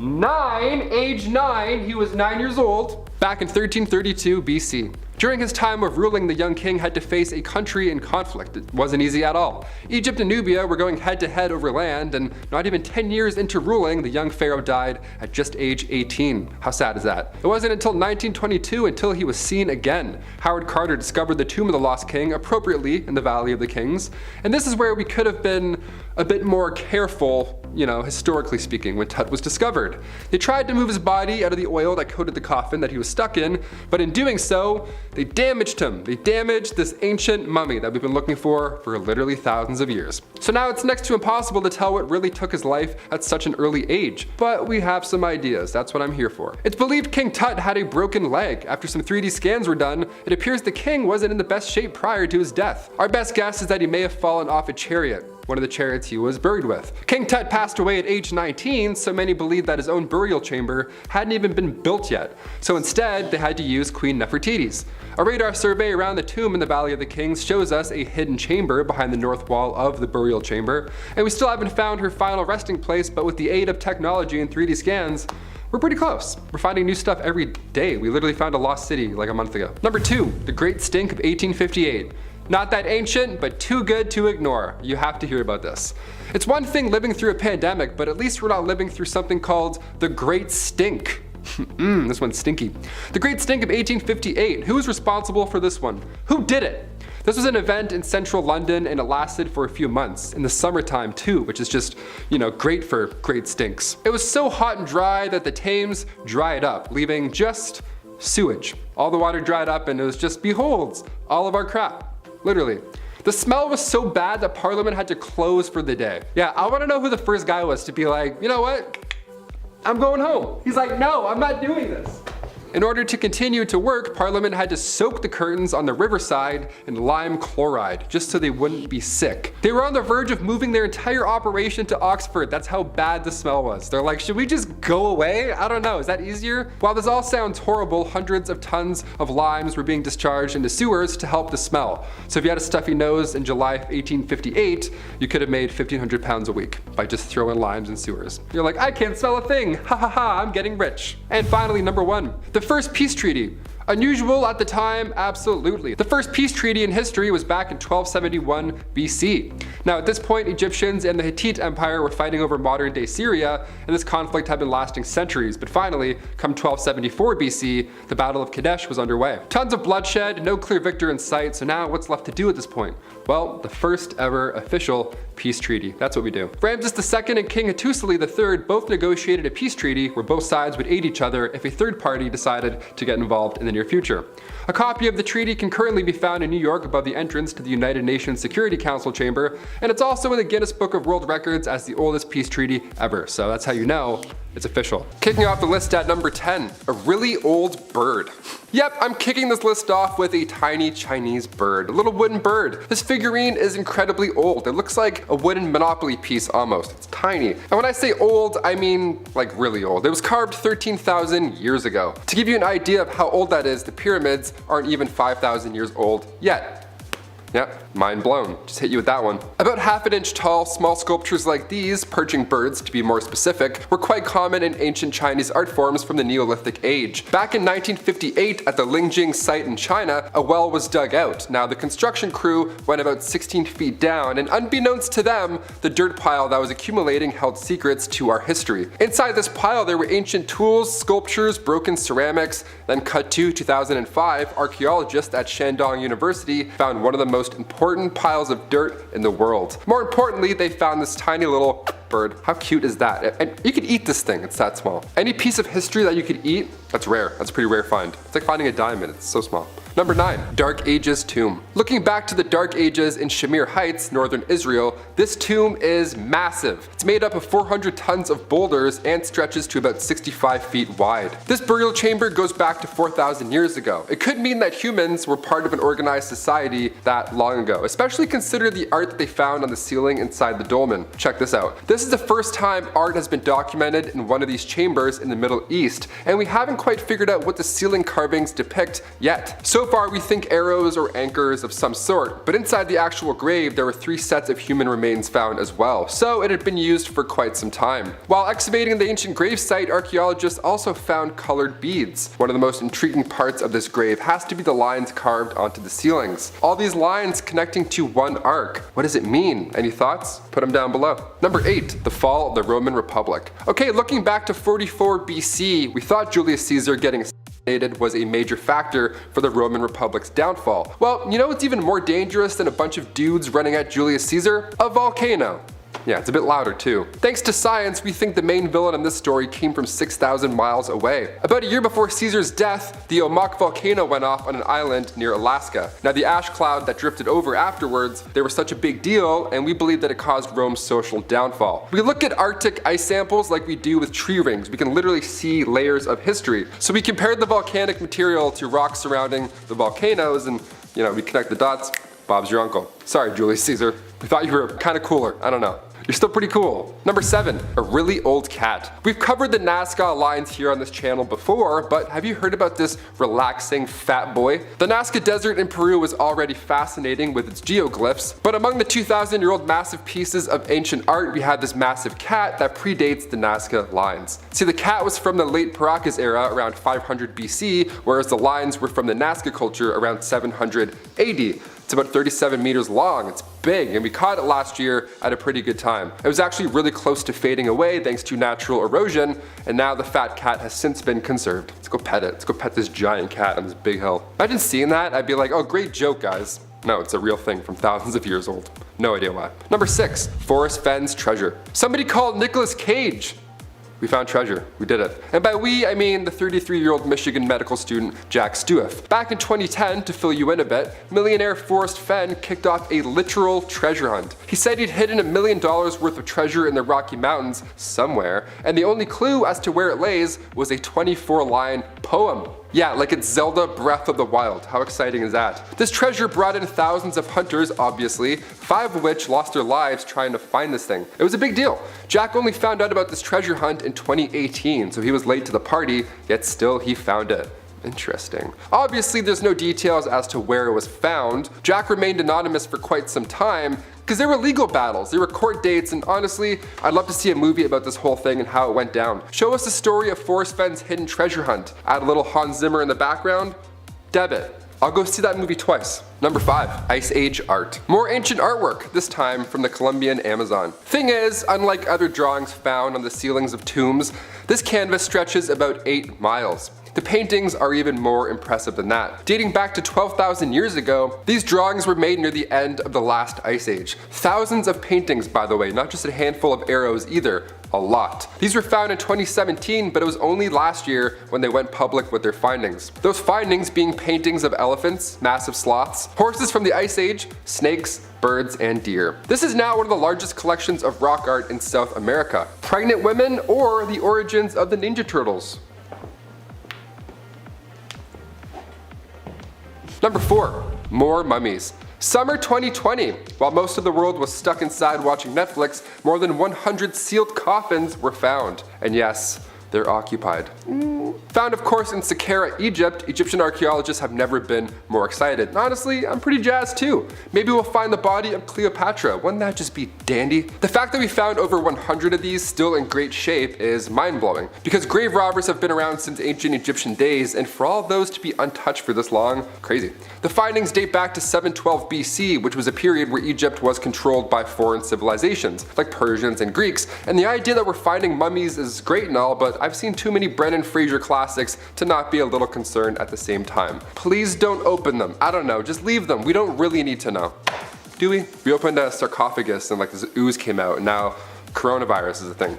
I'm just saying, do the math. You just check out. Number 3, an ancient zoo. Many moons before the pyramids were even built, Egyptians were visiting petting zoos. 6,000 years ago, Heracleopolis was a booming town sitting alongside the Nile River. In Mike Tyson fashion, you would flaunt your wealth by getting an exotic animal as a pet. Yeah, as a pet is very important here. There were excavations done back in the late 19th century by English archaeologists James Quibble and Frederick Green. They were the ones who discovered that this town was thriving with over 10,000 residents, but when further studies were performed, we also discovered the remains of elephants, baboons, and a hippo, right next to the remain of their owner. Of course, what a weird funeral. These archaeologists found remains of baboons surrounding humans. I can only imagine their first thought upon finding this. We found a body next to a hippo. Is this a crime scene or an unbreakable bond? Animals are cute, you know, even if they're hippos that can eat your head. Still nice. Number 2, Otzi the Iceman. Discovered in September 1991, this mummy was found on the border of Austria and Italy. He's Europe's oldest known and natural mummy. He was covered in ice shortly after his death, so most of the 45-year-old man from the Copper Age was left in rather good condition. I say that, I mean he's a literal corpse, like bones, but it was good condition for a mummy. A 5,000-year-old man was found in ice. Take that, Captain America, eat that. Before he died in the Italian Alps, Otzi had a number of health problems. He had arthritis, Lyme disease, and he was lactose intolerant, which I think is the worst of all. Thanks to science, we know that Otzi the Iceman was sharpening his tools right before his death. It's almost like he had a hunch that he was about to be brutally killed. Sorry, Otzi. Number 1, the origins of spirituality. Cave drawings go back thousands of years. We're still trying to find the origins of spirituality in a sense. You know, these gods are appearing in all these religions, these half human, half animal hieroglyphs are popping up. We've recently found a cave painting going back 44,000 years ago. That's making us rethink Neanderthals and their ability to create spiritual drawings. Now, a team from Griffith University found this painting in an Indonesian cave in the island of Sulawesi. Again, these half human figures appearing ages ago. This is kind of creepy. This predates the old paintings found in Europe. They were thinking of creatures, these spiritual theanthropies, long before others, meaning that this could be the first example of culture and spirituality ever to exist. Thousands of years from now, archaeologists are going to find this abandoned tunnel in the middle of nowhere, and then right on the ceiling it will say, "James was here," and Sharpie. That'll be the next version of this in millions of years. Art is art, even if it's, you know, someone drawing something in a bathroom stall or someone drawing something in a cave 45,000 years ago. I kind of like the latter a bit more. Kicking off the list at number 10, ancient exercise. Athletic gear today is amazing. We have shoes that correct your stride while you're running. We have backpacks filled with water. We have clothing now designed to keep you cool. How does it even, what? It's quite impressive stuff, but just how did ancient civilizations do it? What did we do before New Balance opened? You know what I mean? Well, ancient Greeks, believe it or not, used to work out naked. Completely naked, just butt nude. The word gymnasium actually translates to the Greek term gymnasion, which meant school for naked exercise. That sounds like a pretty insane school. Xavier's school for gifted youngsters or Ezekiel's school for naked exercise? How do we pick? Naked exercise? That's the worst place to see naked people, in my humble opinion. Should I go to the squat rack? No, maybe not. I don't know. Hey man, do you mind spotting me? Actually, never mind. I'm actually good, thanks. Number 9, Egyptian tomb curses. The walls of Egyptian tombs are fascinating. The paintings or sometimes carvings were meant to create a peaceful afterlife for those who had passed on. Pharaohs were buried with their treasure, favorite foods, everything wealthy that they owned. They believed they could take all of that with them to the afterlife. This belief, of course, welcomed grave robbers, so in order to prevent any Nicolas Cage national treasure hunters to come snooping by with their flashlights, many of these tombs had curses written on the walls. This one is warning trespassers that gods will wring their neck like that of a goose. Also, if I I walked into somebody's property nowadays and it said trespassers next will be wrung out like a goose, I would leave. I would turn around immediately. You don't have to be an ancient Egyptian god to get that message across. I'm good. Also, buried in Mastaba, inside the found tomb of Ankh-Mahor, a pharaoh official from 4,000 years ago, a curse was written. Might do against this, my tomb, the same shall be done to your property. It also warns of Ankh-Mahor's knowledge of secret spells and magic, and threatens to fill impure intruders with a fear of seeing ghosts. Again, there's that, or there's beware of dog. Number 8.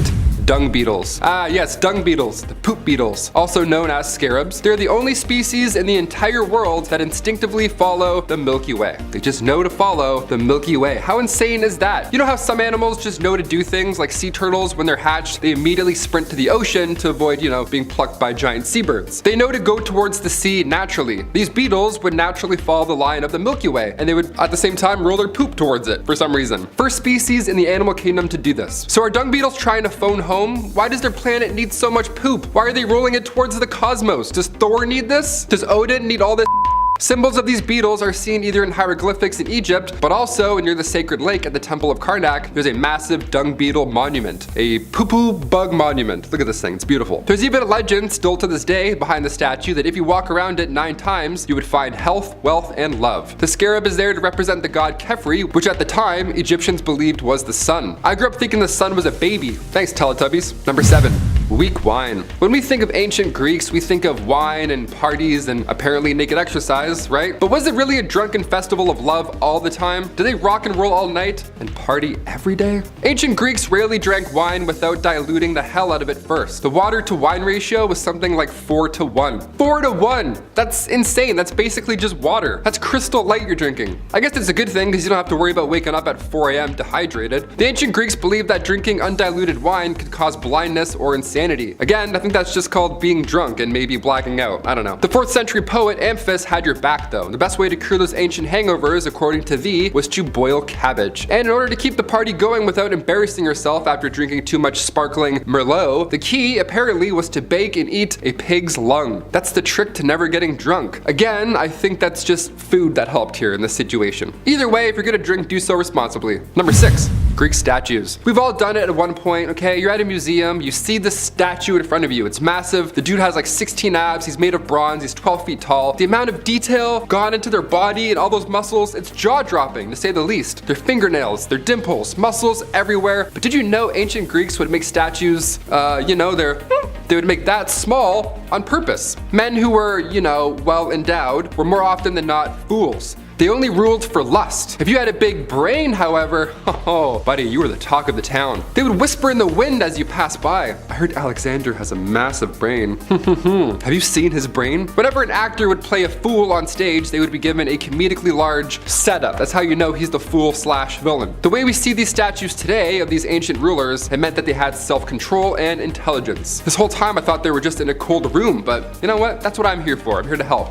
Hit that like button. I'm here to historically help you on your statue knowledge. Number 5. 2020 mummies. Yeah, as if 2020 wasn't stressful enough, here's some more. Turns out we also found a lot of mummies. I'm glad Brendan Fraser's returning to Hollywood because it sounds like we might need him to suit up again real soon. I don't know. Back in 2020, while we were stuck inside watching Netflix, more than 100 sealed coffins were found in Egypt. These findings date back to 712 BC, which was a period where Egypt was controlled by foreign civilizations like Persians and ancient Greeks. These coffins were still occupied, still untouched, and hidden for thousands of years. The discovery has confirmed that Saqqara was the main burial site of the 26th dynasty, including the first known burial pyramid. That's a scary pyramid. Number 4. Colosseum hecklers. When the Colosseum was built in 80 AD, about 50 to 80,000 fans of Roman sport would just pour in. The energy here was high. This was their only source of entertainment. They didn't have DVDs or anything like that. So some fans would get so into the action that they would heckle gladiators. Well, just like a comedy show, when you heckle, they too can hear you. You're throwing off their entire game, and that's a no-go. It's gonna have to stop. Other people are also here trying to enjoy the same show. Today, a 19-year-old usher will ask you to keep it down a few times before kicking you out. But in Roman Colosseum days, buddy, you didn't get a warning. One of Rome's more violent emperors, Domitian, he was a die-hard fan when it came to the Colosseum and its games. So much so that one guy in the crowd heckled a gladiator one day, and the emperor had him pulled from the audience and then thrown into the center of the arena. And also, no, he did not leave that arena that day. Hey Maximus, smile! Me? Number 3. crappy jobs. The groom of the stool was perhaps one of the worst jobs to have in the Middle Ages, but it's one of the most important. The groom of the king's close stool was a position created during King Henry VIII's reign. Their job was to wipe the king's behind. Yeah, and if that doesn't sound horrible enough, this poor lad would also have to carry around the king's stool with him on his back, like a backpack, like he's going to school, the big backpack full of poop. He would also have to monitor the king's meal times, and they would also plan their day around when they thought the king was going to experience a bowel movement. They were just gonna have to wait around until it happens. If I were the king, I would be so anxious if a little dude just started hanging out near me. He's like, hey boss, you feeling all right? You good? A little full? A lot of bread you ate there, eh? Why don't you take a 5? Trust me. Trust me. This job was an honor to have. Sons of noblemen were awarded this role. You would get pretty close to the king, I mean, obviously, but as time went on, these grooms o' stools became secretaries to the king, eventually getting a higher pay and benefits. Number 2, Vatican's secret archives. The archives are 53 miles long. There's around 35,000 volumes of catalog in them, and the Vatican's secret archives are honestly no joke. They're very real, but in order to see them for yourself, it's gonna take some time. Those indexes are not public, hence why I included it in this top secret video. You're welcome. Only scholars can access them after they're 75 years old. Their official purpose is to house official paperwork, and of course it's a treasure trove of anything and everything related to the Pope. It's also full of ancient documents, because I mean, where else do you safely store a letter from Mary Queen of Scots, for example? Yeah, Mary Queen of Scots was killed after serving roughly 20 years in custody, but eventually she was sentenced to death for conspiring to kill Queen Elizabeth I. Before she met her fate, however, she wrote a letter to Pope Sixtus V, literally begging for her life. But evidently, the Pope did not intervene, and on February 8th, 1587, Mary Queen of Scots was executed. You know, letters like that.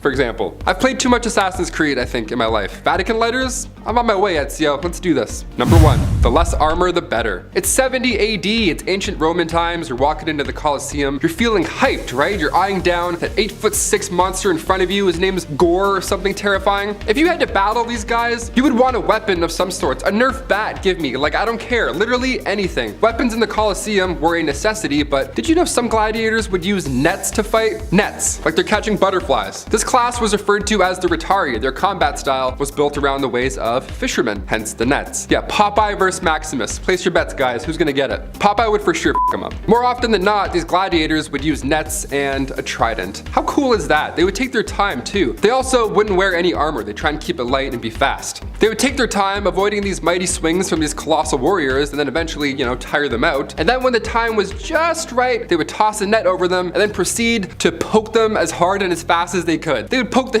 of them. It helps to be quick, but if you've seen Game of Thrones, you know spears don't always work. Starting off in our number 10 spot, we have the downfall. To start this list off, let's talk about one of the things that happened just before the transition into the first intermediate period of ancient Egypt. It is important to note some of the causes of the fall of the Old Kingdom, which is what brought forth this period of chaos and turmoil. One reason that is often cited is the extremely long reign of Pepe II, who was the last pharaoh of the 6th dynasty. His reign began while he was a child, and it is believed that he lived to possibly into his 90s, which, like, first of all, that's incredible. Imagine that guy with modern medicine and plumbing. I'm just saying. But, of course, while that's wild to see that long of a reign, especially back in those times, his lengthy life proved to cause some issues for succession because the guy outlived all of his heirs. Because of this sort of disorganization, it led to the regime of the Old Kingdom kind of being disintegrated. In our number 9 spot today, we have the Nile. The overflowing of the Nile was a very important time for ancient Egyptians. It is a super important cycle for them that was actually celebrated annually for 2 weeks. In the intermediate period, it is thought that the overflowing of the Nile, which really was necessary to their way of life, was lessened, or it may have potentially been non-existent for a period due to a drier climate, which is said to have potentially led ancient Egypt and its citizens into a terrible famine.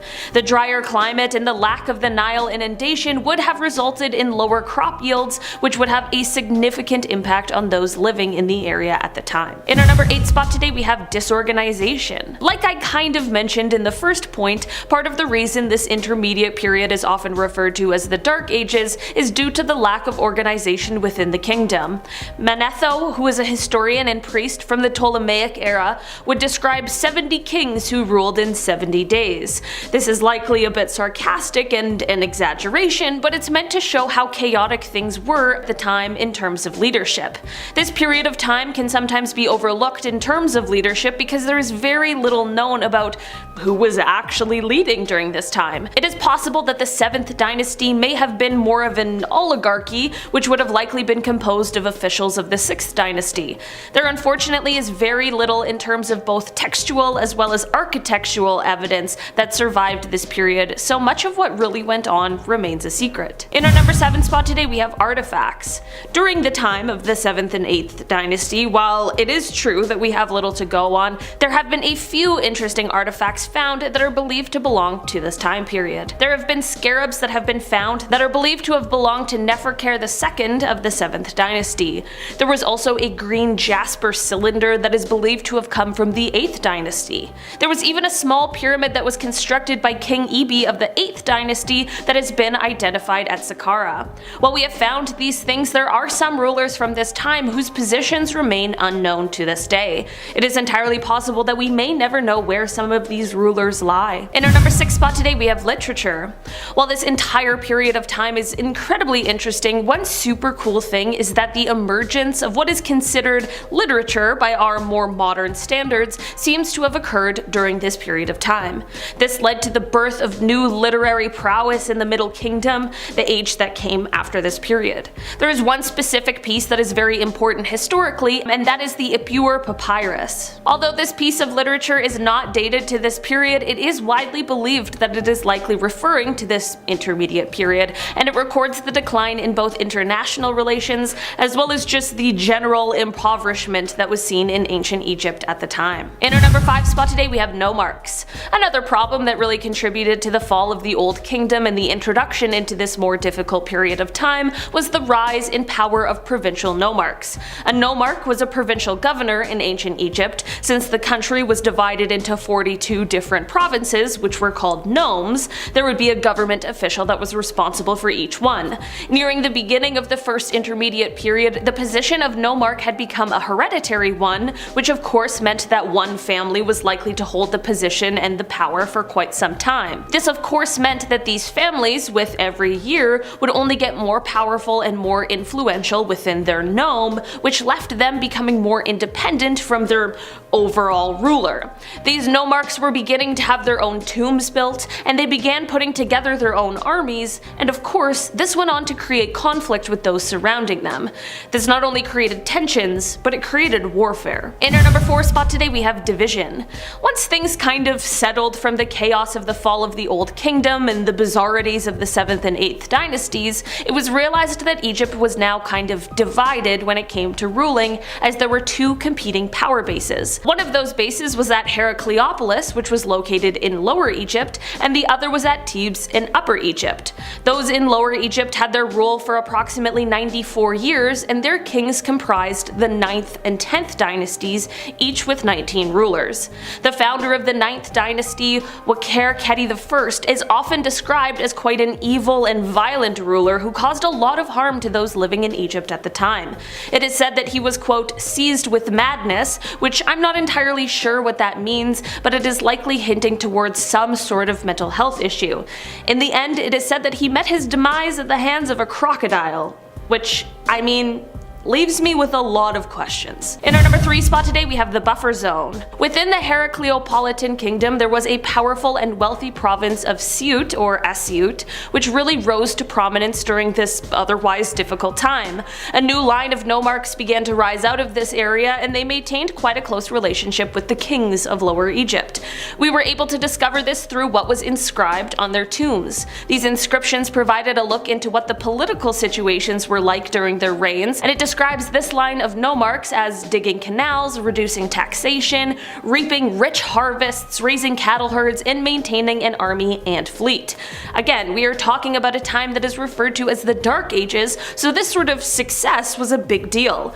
Despite this thriving political situation, the Siut province acted as a sort of buffer zone between the dueling Upper and Lower Egypt, which means that it also bore a lot of the brunt of the attacks that were coming down to Lower Egypt from Thebes. In our number 2 spot today, we have the Upper Egypt rulers. We spoke briefly about those who were ruling Lower Egypt at the time, so what about Upper Egypt? Well, the Theban kings are said to have been descendants of Intef, who is the nomarch of Thebes, often referred to as the keeper of the door to the south. Intef is often credited with organizing Upper Egypt into the independent ruling body from the south that it went on to become, but despite this, it doesn't appear as though he ever tried to claim the title of king himself. Intef II began the attack of northern Egypt, and his successor Intef III completed that attack, which then left him to begin the move into Middle Egypt and the attack on Lower Egypt.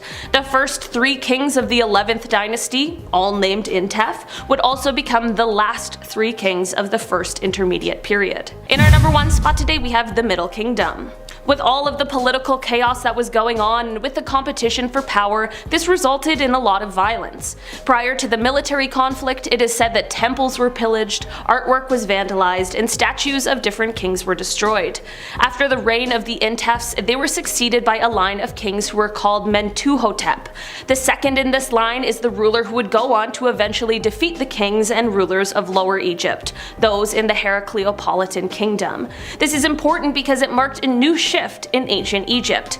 This defeat marked the unification of the country, the continuation of the 11th dynasty, and it brought Egypt into the time of the Middle Kingdom. Starting off this list in our number 10 spot, we have the mushroom of immortality. As early as 475 BCE, there are written records that reference the mushroom of immortality, which was the key ingredient in the elixir of life. The Lingzi, which is translated to mean supernatural mushroom, is the oldest known mushroom to be used medically, which is super cool. According to the Book of Han, people who were masters of esoterica, alchemists, and magicians known as the Fang Shi knew the secret locations on Mount Penglei where these immortality mushrooms grew, but no one else did. This resulted in several Qin and Han emperors who sent large expeditions to search for the mushrooms of immortality, but to no avail. While these mushrooms are still used in traditional Chinese medicine today, it doesn't seem as though anyone has been able to actually achieve immortality from them, but maybe we just don't have the correct recipe anymore. In our number 9 spot today, we have Amrita. There's a collection of Vedic hymns called the Rig Veda, and according to these Hindu hymns,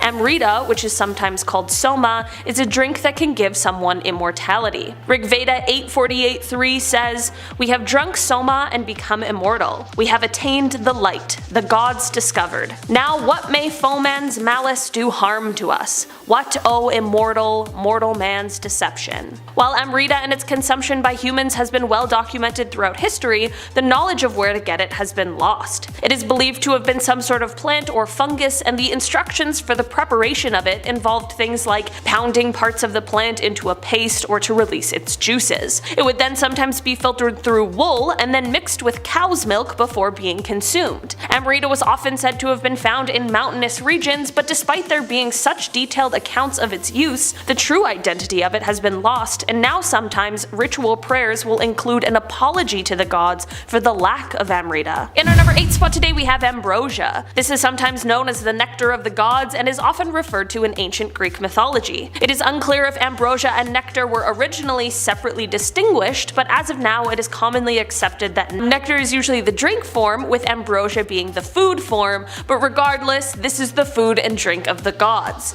Apparently nectar can be translated to death overcoming, and that makes a lot of sense. In mythology, this drink is usually said to have brought longevity or immortality to whoever consumed it. It was brought to the gods in Olympus by doves, and it was served by either Hebe or Ganymede at the heavenly feast. The consumption of ambrosia was usually reserved for divine beings and can be seen in stories like when Heracles is given ambrosia by Athena upon his transition into immortality. In our number 7 spot today, we have the Epic of Gilgamesh. The first known instance of the search for immortality is found in the Epic of Gilgamesh. In it, Gilgamesh fears the fragility of life after the death of his companion Enkidu. Because of this, he seeks out Unapushtim. This guy is a similar figure to Noah in Mesopotamian mythology, who was a servant of the great alchemist of the rain who ended up later becoming immortal. So Gilgamesh is searching this guy out to seek the answers to immortality, and when he finds him, he tells him to abandon his search for immortality, but he also gives him a trial to defy sleep if he truly wishes to be immortal. Spoiler alert, Gilgamesh fails the trial. After this, the guy tells him about a plant that can make him young again. This plant is located at the bottom of the sea, and Gilgamesh does end up obtaining it, but it is soon stolen by a serpent. I guess using this story as reference, it would appear as though there's some sort of trial that can grant immortality, but when all else fails, there might just be some sort of plant at the bottom of the sea that will do the trick. Just gotta watch out for those sneaky snakes. In our number 6 spot today, we have metal. Metals are pretty strong usually, and some seem to be even indestructible, so it would totally make sense that there was once a train of thought where if a human consumed these metals, they too would take on the properties of being strong and indestructible, right? Flawed logic aside, this really once used to be the way of thinking. Mercury was a metal that was astounding to alchemists. A metal that is in liquid at room temperature? While that might have been super cool at the time, the poisonings that were about to happen in the name of immortality certainly were not. The Roman god Mercury is the equivalent to the Greek god Hermes and the Egyptian deity Thoth. All of these figures are said to have consumed liquid gold or white drops in order to achieve immortality, and it's these stories that caused ancient and medieval alchemists to believe that if they could either find a way to suspend gold in liquid form or mix gold and mercury together, then they would have found the recipe to immortality. In our number 5 spot today, we have Nicholas Flamel. If you're a Harry Potter fan, you've definitely heard this name before, but did you know that the character is actually based off of a real person? Nicholas Flamel lived from 1330 to 1418, and he was a successful French bookseller. What's curious, however, is that about 200 years after his death, there began to be texts that surfaced that were attributed to him. According to these texts, Nicholas had learned the secrets of alchemy from Jewish alchemists while traveling in Spain, and it is said that during this time he acquired the original copy of the Book of Abramelin the Mage. It was then claimed that Nicholas was the one who held the elixir of life as well as the secrets of transmutation, and it was also claimed that he was probably still alive somewhere. In our number 4 spot today, we have the Philosopher's Stone. While we're on the topic, we might as well talk about another story from history that relates to the infamous stone. There is a legend that suggests that the stone is located in a creek in Philadelphia. In the 17th century, a group called the Society of Women in the Wilderness settled in the woods outside of the Germantown section of Philadelphia. This group was led by an occultist named Johannes Kelpius, and he believed that the world was going to end in 1694. The group spent most of their time in caves and peaceful meditation, just living their best lives, and you might be sitting there wondering why I'm talking about this. Rumor has it that Johannes actually had the Philosopher's Stone, as he was its guardian, and he kept it hidden inside of his meditation cave. It is said that before he passed away, he explained the secrets of the stone and instructed the women of the group to toss the stone into the nearby creek after he passed, to which they obliged. Today, this meditation cave is still accessible, and it is now marked as a historic site. In our number 3 spot today, we have the Moon Rabbit. The Moon Rabbit comes from Chinese folklore and is usually depicted while holding a mortar and pestle to mix up the elixir of immortality. In the lore, the Moon Rabbit is the companion of a goddess who lives on the moon. In some stories, she is a mortal human, and in others, she is an outcast deity who consumed too much of the elixir of immortality and floated up to the moon. There are some stories, however, that claim that she consumed too much of the elixir on purpose to float up to the moon to get away from her husband. Either way, it's clear she had too much, but floating up to the moon sounds like kind of a fun time. In our number 2 spot today, we have the Fountain of Youth. The Fountain of Youth has been written about for thousands of years. It is said to be a spring that allegedly restores the youth of anyone who is lucky enough to bathe in or drink the waters. There are so many stories of the mythical Fountain of Youth, it has led many explorers and adventurers to set out in search of it. This legend really gained a lot of notoriety in the 16th century when it became associated with the Spanish explorer Juan Ponce de Leon, who was the first governor of Puerto Rico. It is said that while he was searching for the Fountain of Youth, he actually found Florida in 1513, which I gotta admit, probably isn't the same at all. Legend goes that at the time he was in Florida, the indigenous people told him that he could find the Fountain of Youth in Bimini. In our number 1 spot today we have the Benjamin Button jellyfish. Well, it seemed fitting to end off today's list with one that's a little bit more recent, and this discovery may be the real, actual key to immortality. This jellyfish was first discovered in 1883, but its superpower wasn't actually realized until the 1990s. What makes this jelly so special is that it has the ability to transform its adult self back into a baby, and it can't only do this just once, it can do it over and over again. To be totally honest, a lot of these jellies do die in the good old-fashioned way, but when in an emergency situation such as starvation or physical damage or something along those lines, instead of quickly meeting death, these jellies can transform all of their existing cells into a younger state. The jellyfish will turn itself into a blob-like state, and then it will develop into a polyp colony, which is essentially the first stage in the life of a jellyfish. Researchers are of course looking into how this is possible for the jelly, as well as trying to find out how this could be used to help humans as well. Maybe the key to immortality has really just been swimming around in the ocean this whole time. Kicking off the list at number 10, the Eiffel Tower apartment. I live on the 11th floor in a building, and let me tell you, it's way too high up. I'm not a fan of heights at all. I can't do them. My legs get all shaky. I start going, ooh, maybe it's because I'm tall already. I don't know. Not a fan. But this first one here gave me a hard time researching. Above the Eiffel Tower, above the main observation deck when it was completed back in 1889, Gustave Eiffel, like Mr. Eiffel, the dude who made the blueprints, included for himself a sweet little condo at the very, very top. This 100 square meter room sounds spacey at first, but in reality it's full of gear and the elevator shaft. It was like Harry Potter's closet in comparison to the rest of the house. You know what I mean? Not too lovely. This room did have a kitchen, a small one. It also had a bathroom, thank God, and a living room. God forbid you open a window though. Papers must have been all over the place. Gustave's hair must have been so messy all the time. But pretty interesting nonetheless. Number 9, the Washington Monument. This is one of those things again where I wish I get to check out myself, but again, the fear of heights, there's no way I could physically do this. You can go inside the Washington Monument, that's no surprise, we all know this at this point. But did you know there's a secret hiding spot at the very, very top? A secret hatch. In Spider-Man Homecoming, Peter has to save his classmates. They're stuck in the elevator shaft in the monument. In order to reach them before they fall, he has to kick through the window at the very top of the monument. It's a pretty intense scene. He almost doesn't make it. It takes him like 3 super Spidey kicks just to get in. Turns out he could have just crawled 4 feet a little higher to the very top of the monument and opened this secret hatch. Could have called it a day without using web fluid. Easy peasy. Yeah, you don't need Spider-Man to clean and maintain the monument. Just people who aren't afraid of heights, apparently. Number 8, Trafalgar Square. Come on down to Trafalgar Square. We got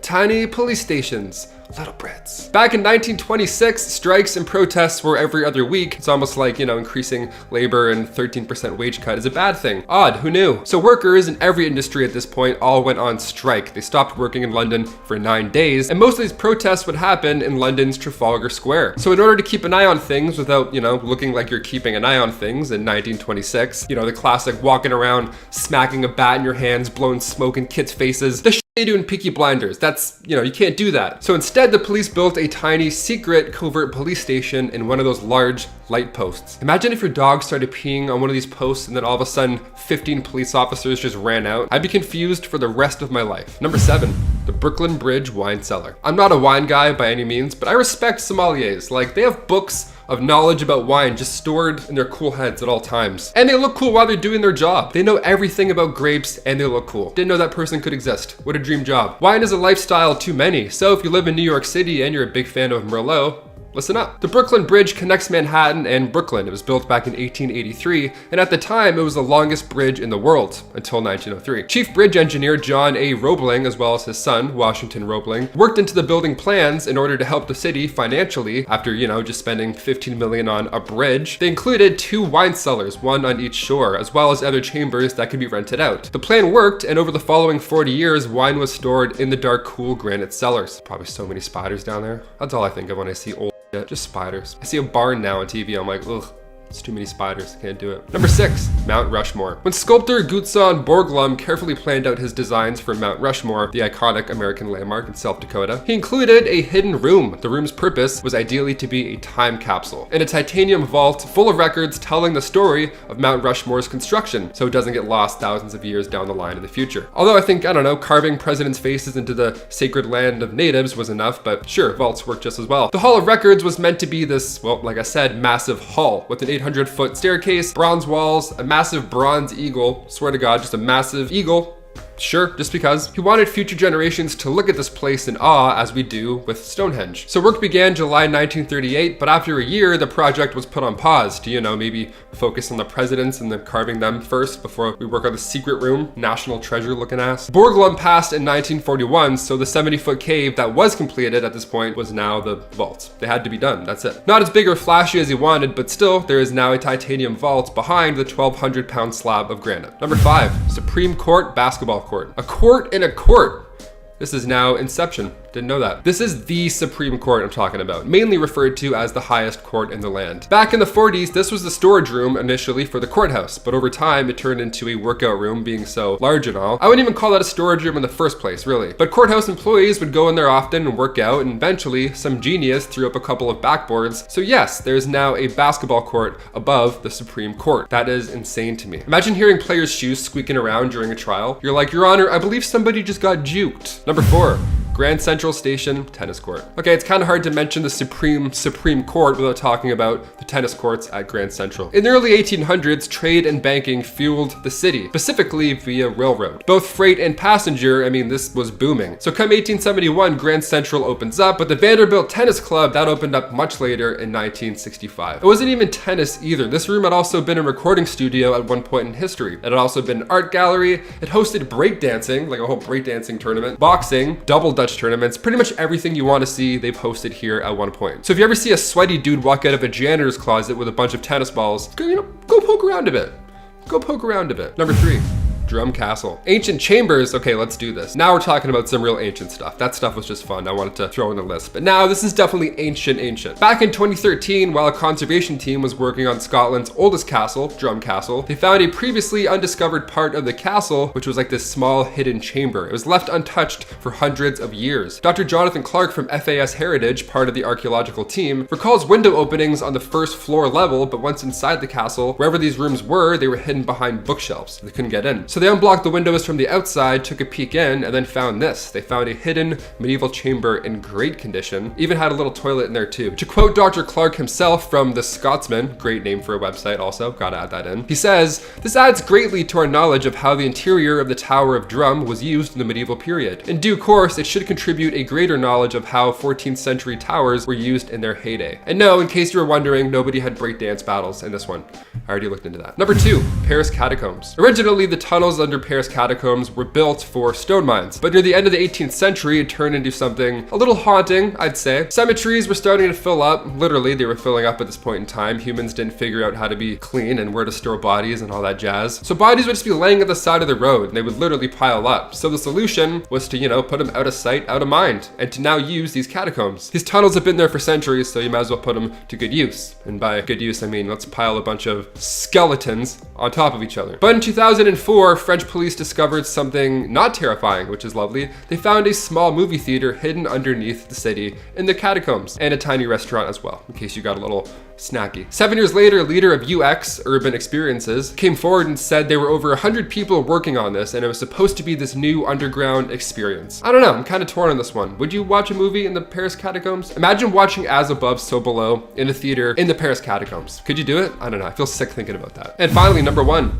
Niagara Falls. I'm lucky enough to be a short drive from Niagara Falls. Of course, at this point in my life, it's not too exciting to go anymore. I've done the wax museums, I've mini putt with the dinosaurs. I've seen it, I've done it. What else? Well, how about the Cave of Evil Spirits? Yeah, that ought to mix it up. You can leave your poncho behind for this excursion as well, because the Cave of Evil Spirits is near the Devil's Hole, which is far away from the actual falls. On the US side, right on the side of the river. It's this limestone cave, maybe just 42 feet deep, and it was named by early settlers to get anybody from poking around inside. But come 1679, La Salle, on his return to Lake Ontario, passed this cave, and his guide even discouraged him to go in, but La Salle entered anyways. And within 2 years, death followed. It wasn't like a haunting or ghost or anything. I wouldn't call this a haunted cave per se. I think this is just what tends to happen when you walk into somebody's home unannounced in the late 1600s. Yeah, you piss a few people off. Starting off this countdown, we have the ancient Egyptians. The ancient Egyptians did a number of rituals after someone died to ensure they made their way to the afterlife. First off, the dead were put to rest surrounded by their personal items.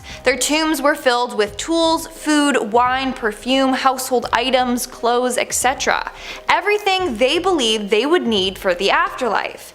In fact, the food was carefully preserved to ensure it would last them for their long journey to the afterlife. Then they had the embalming process and the canopic jars. So the Egyptians made sure to preserve the vital organs for the afterlife. They did this by carefully removing the organs from the dead and placing them in jars.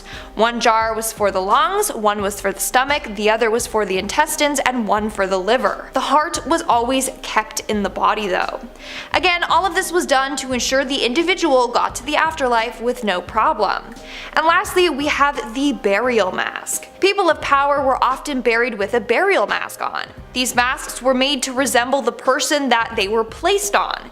It was done so that the spirits would recognize the body after death and help them to the underworld. Furthermore, the mask was filled with oils which helped with the mummification process. And lastly, the Egyptians also created something known as the Book of the Dead, which helped them prepare for the afterlife where Osiris, the god of the underworld, would judge them. Coming in at number 9, we have ancient Greece. And if you guys are liking this video so far, then make sure to give it a big thumbs up because it really helps us out. The ancient Greeks had a quite different view on the afterlife. They believed that when a person passed away, they would take a ferry and go to the underworld to Hades. But no matter if you were good or bad during your lifetime, it was believed that everyone just went down there to the same spot. And obviously it's no sunshine and rainbows down there, it's pretty cheerless. So everyone that was buried had to be done so with a Greek coin in their mouth. This was enough to pay for the ferryman for the trip across the river Styx and to Hades. Well, then the Greeks were like, screw this, why should there be equal misery for all? So then they began the good go on to the afterlife. So from the 6th century BC onwards, they believed that if they practiced certain secret rites, then they would get to go somewhere that was a happier place. Moving on to number 8, we have reincarnation. A number of cultures believe in reincarnation, particularly Buddhists. So they believe that after you die, let's say you have unfinished business left on earth, then your soul will be transferred into another body to enjoy life again. The reincarnation process will continue on and on until you accomplish everything that you believe you have been set out to do. By doing so, you will reach nirvana. It's the end of suffering and a heavenly paradise where your soul can rest. Moving on to number 7, we have the Chinese burial rituals. Similar to ancient Egyptians, the ancient Chinese believed that the dead should be buried with everything they would need in the afterlife, such as their personal property. In fact, people of power were often buried alongside their servants and soldiers. So they would engage in human sacrifice in order to make sure that the individual would be protected by their soldiers in the afterlife, but also would have an assistant there as well. That was until Emperor Yin Shi Huang. When his tomb was unearthed in 1974, they found an army of 8,000 life-sized terracotta soldiers. They were designed to be his protectors in the afterlife. So instead of sacrificing 8,000 people, they just created these ones instead, which is a much better choice if you ask me. Coming in at number 6, we have the water burial. A number of cultures, especially in Nordic countries, engage in something known as water burials. It's a sacred ritual in which the dead are placed in coffins and then at the top of cliffs facing towards water. Or they would place the bodies in something they called death ships. Then their bodies were placed on a river or ocean and pushed out. This was said to give the bodies back to the gods. We're now at our 5th and halfway mark with Jainism. There are approximately 4 million people that follow Jainism. This is the belief that there are a number of gods out there, as well as they believe in reincarnation. Similar to Buddhism, they believe that they will continue to reincarnate until they reach liberation. Liberation is only achieved if they avoid bad karma and cause no harm. Now, here's the thing.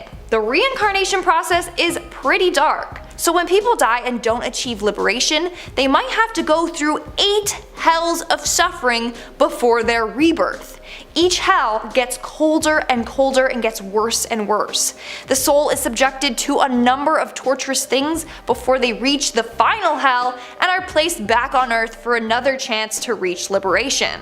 Once they do, their soul gets a place among the gods. In our 4th spot today, we have the Chinese traditional religion. Individuals who follow the Chinese traditional religion believe in a peaceful life after death. In order to do so, the individual needs to perform specific rituals to honor their ancestors, like partaking in prayers, ancestor worship, longevity practices, and more. Now, upon death, the god Chang Wang will determine whether someone's spirit is good enough to go to paradise, or if they will go to hell and then reincarnate to try again at life. Moving on to number 3, we have the Aztecs. The Aztecs believed that when someone died, they would enter one of 3 places in the afterlife. Sorry if I pronounced this wrong, but they are the Mictlan, Tlalocan, or the Sun.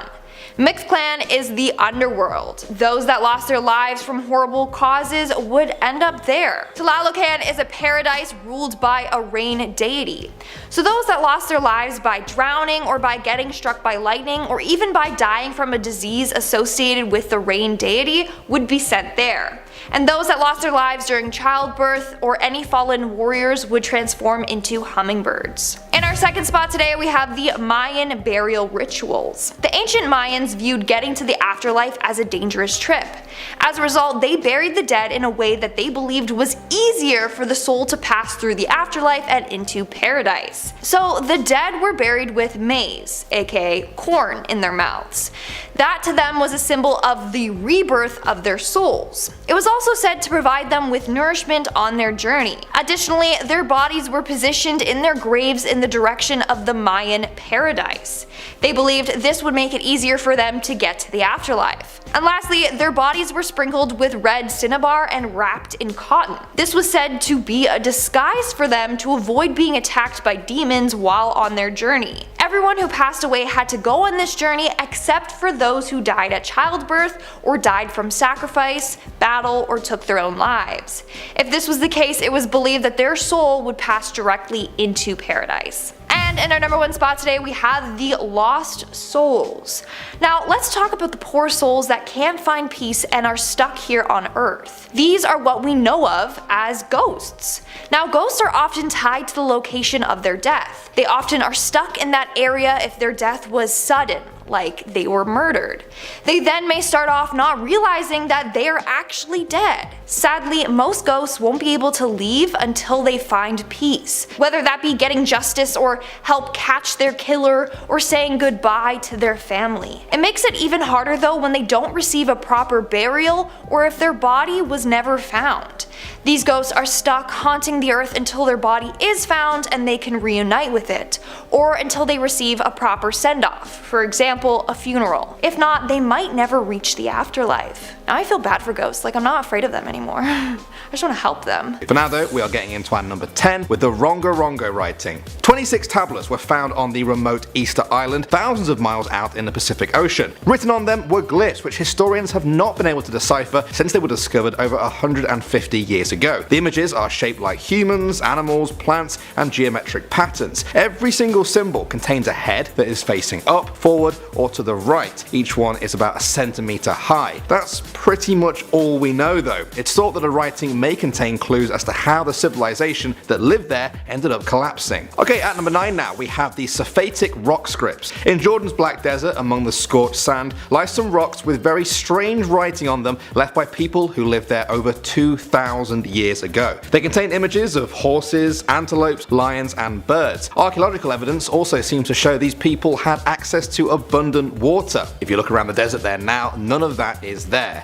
The writing belongs to a language family known as Safaitic script. It's an almost haunting discovery to find this in the middle of the desert, ancient writing of a world that has since vanished. Okay, next up at number 8 now, we have the Comox Valley Pebbles. In 2016, archaeologists were working at a Comox First Nation tribal site on Vancouver Island. Now, among a lot of the finds there, they found 80 pebbles with inscriptions on them. Each one had a symbol of either a tree, a feather, or the sign for fertility. They're thought to be over 2,000 years old, but other than that, the archaeologists don't really know what the patterns mean. To find so many of them indicates the symbols did hold some great importance to the people who lived there, but their meaning still eludes us. Next up at number 7 now, we have the Tourist. In July 2017, Polish archaeologists found messages carved into the walls of the tombs at the Valley of the Kings, written by tourists. That's right, the 2,000-year-old scribbles were written in ancient Greek and were left there by Greek philosophers who were following Plato. The writing was mainly reviews of what the tourists thought of the tombs there, kind of like a 2,000-year-old Yelp review. Little did they know that these reviews would be read 2,000 years in the future. Coming at number 6 now, we have the sword. In 1825, a strange sword with a cryptic code on it was found in an English river. The now 800-year-old sword had an 18-long string of letters on its blade, and nobody knows what it says. Some have said the sword shows Viking origins, while others say it's more medieval European. The sword now lies in the British Library's Magna Carta exhibition, and they have been appealing for anyone out there to try and help them decipher the message. Moving on to number 5, we have the Zhuangzhou relics. China has had civilizations living there for a very long time. In 2013, archaeologists digging at the Zhuangzhou relic site made a shocking discovery. They found artifacts with 5,000-year-old inscriptions on them. That's about 1,400 years older than what they thought was the most ancient written Chinese language. Experts studying the text think they found a 6-word string of shapes strung together to make a sentence, but it will be a long way to discovering the hidden message this writing holds. I think everyone will be fascinated though to discover what the text says, because it is just so old. Think about it, when it was written there were actually still mammoths walking the earth. How's that for a mind blow? Next up at number 4 now, we have the Rosetta Stone. The meaning of this stone isn't hidden anymore, but it's too good to leave off the list. The block of granite was discovered in 1799 and was found to be from Egypt's Ptolemy dynasty, almost 2,000 years old. The text at the top was written in ancient Egyptian using hieroglyphs. Now at the time of its discovery, nobody knew how to translate Egyptian hieroglyphs. It was a language lost in time. However, the Rosetta Stone also contained another text at the bottom. It appeared to be exactly the same message, but written in ancient Greek, a language that is very much understood.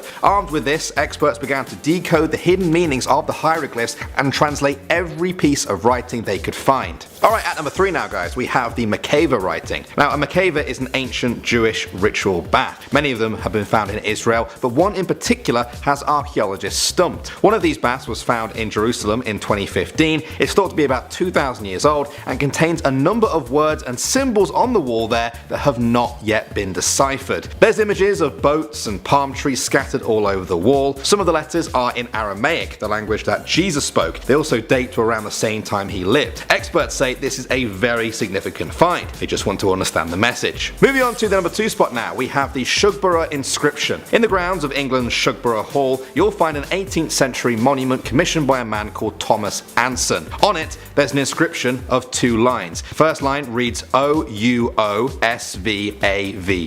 while the second is a D and an M separated by a large space. It's believed that this is a Latin inscription of sorts, but nobody knows anything more than that. Countless people have tried to decipher this over the years. Even men like Charles Darwin and Charles Dickens have tried and they failed. It looks like this cryptic message will never be decoded, but that doesn't stop many people from trying even to this day. And finally at number 1 now guys, we have the Indus script. Experts know that the Indus Valley people and their culture were the precursor to many of the cultures and languages found throughout India, Sri Lanka, Pakistan, Bangladesh and Malaysia. So, you think that everyone would know how to read their language, right? Wrong! Over 4,000 items have been found with the Indus language on it, mainly ranging from 4,500 to 4,000 years old. Experts have yet to understand what any of them mean. The problem is, the length of the average script they find is so short that they can't study it for repeated patterns to try and figure out what the symbols mean. Starting us off at number 10 is the Devil's Bible, also known as the Codex Gigas. Back in the 13th century, there was a monk who was sentenced to be walled up alive because he broke his sacred vows. Obviously, this guy wasn't a fan of dying, so what did he do? He promised the monastery that if they let him live,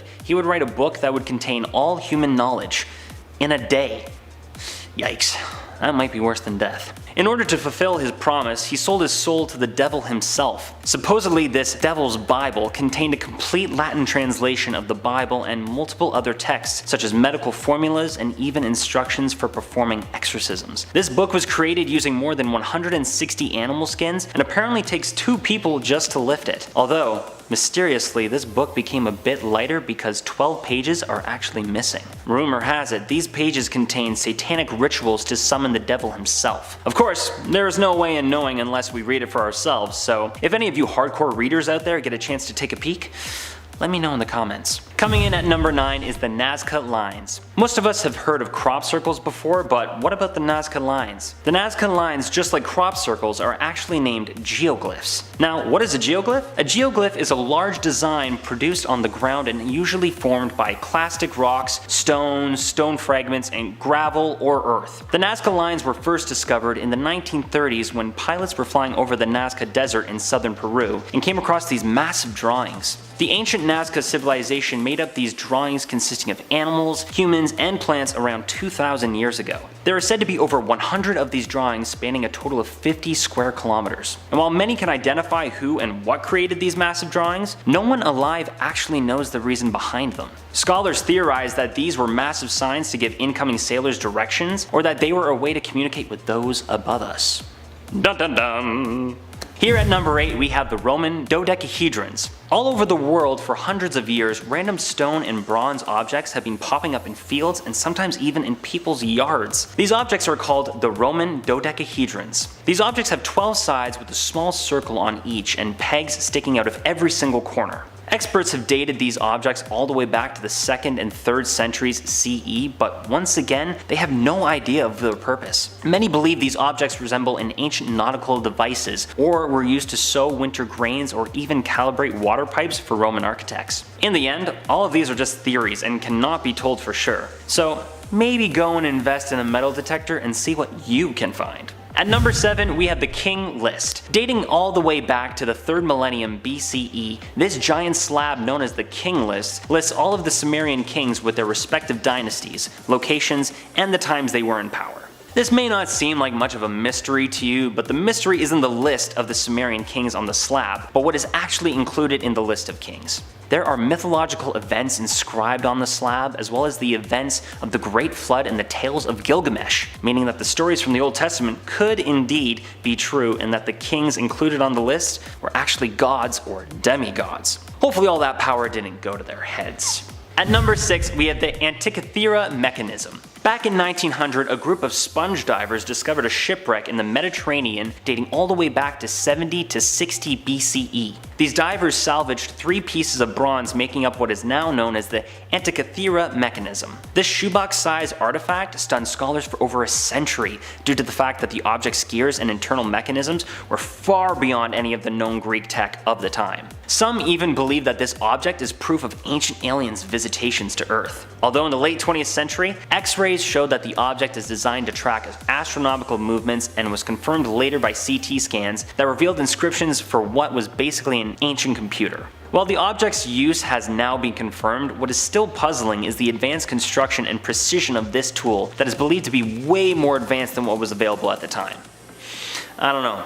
If you ask me, I say aliens. At number 5, we have the stone spheres of Costa Rica. Ever since the 1940s, scientists have been digging up these ancient mysterious spheres in the Diques Delta of Costa Rica. Originally discovered by agricultural forays by the United Fruit Company, small stone spheres ranging from a few centimeters wide to 2 meters in diameter and weighing over 16 tons have been popping up everywhere in the Diques Delta. Every single one of these spheres is man-made and made up of an igneous stone known as granodiorite. Many of these stone spheres have been moved to high-profile locations throughout Costa Rica, and some are even now privately owned. Everyone seems to love them for their decoration, but the coolest thing about them is that absolutely no one knows why, how, or who made these strange objects. Seems to be a common theme, huh? At number 4, we have the bog bodies of Northern Europe. Ever since the 18th century, hundreds and hundreds of well-preserved human bodies have been discovered in the peat bogs of Northern Europe. Some of these bodies have been dated all the way back to 8000 BCE. Some of you may be familiar with the famous Toland Man, who was discovered back in 1950 by 2 Danish farmers in a small town in Denmark. The Toland Man is believed to be from the pre-Roman Iron Age of the 3rd century BCE. His body was so well preserved that scientists were able to look at the contents of his stomach to determine where he lived. Now, I know what you're thinking.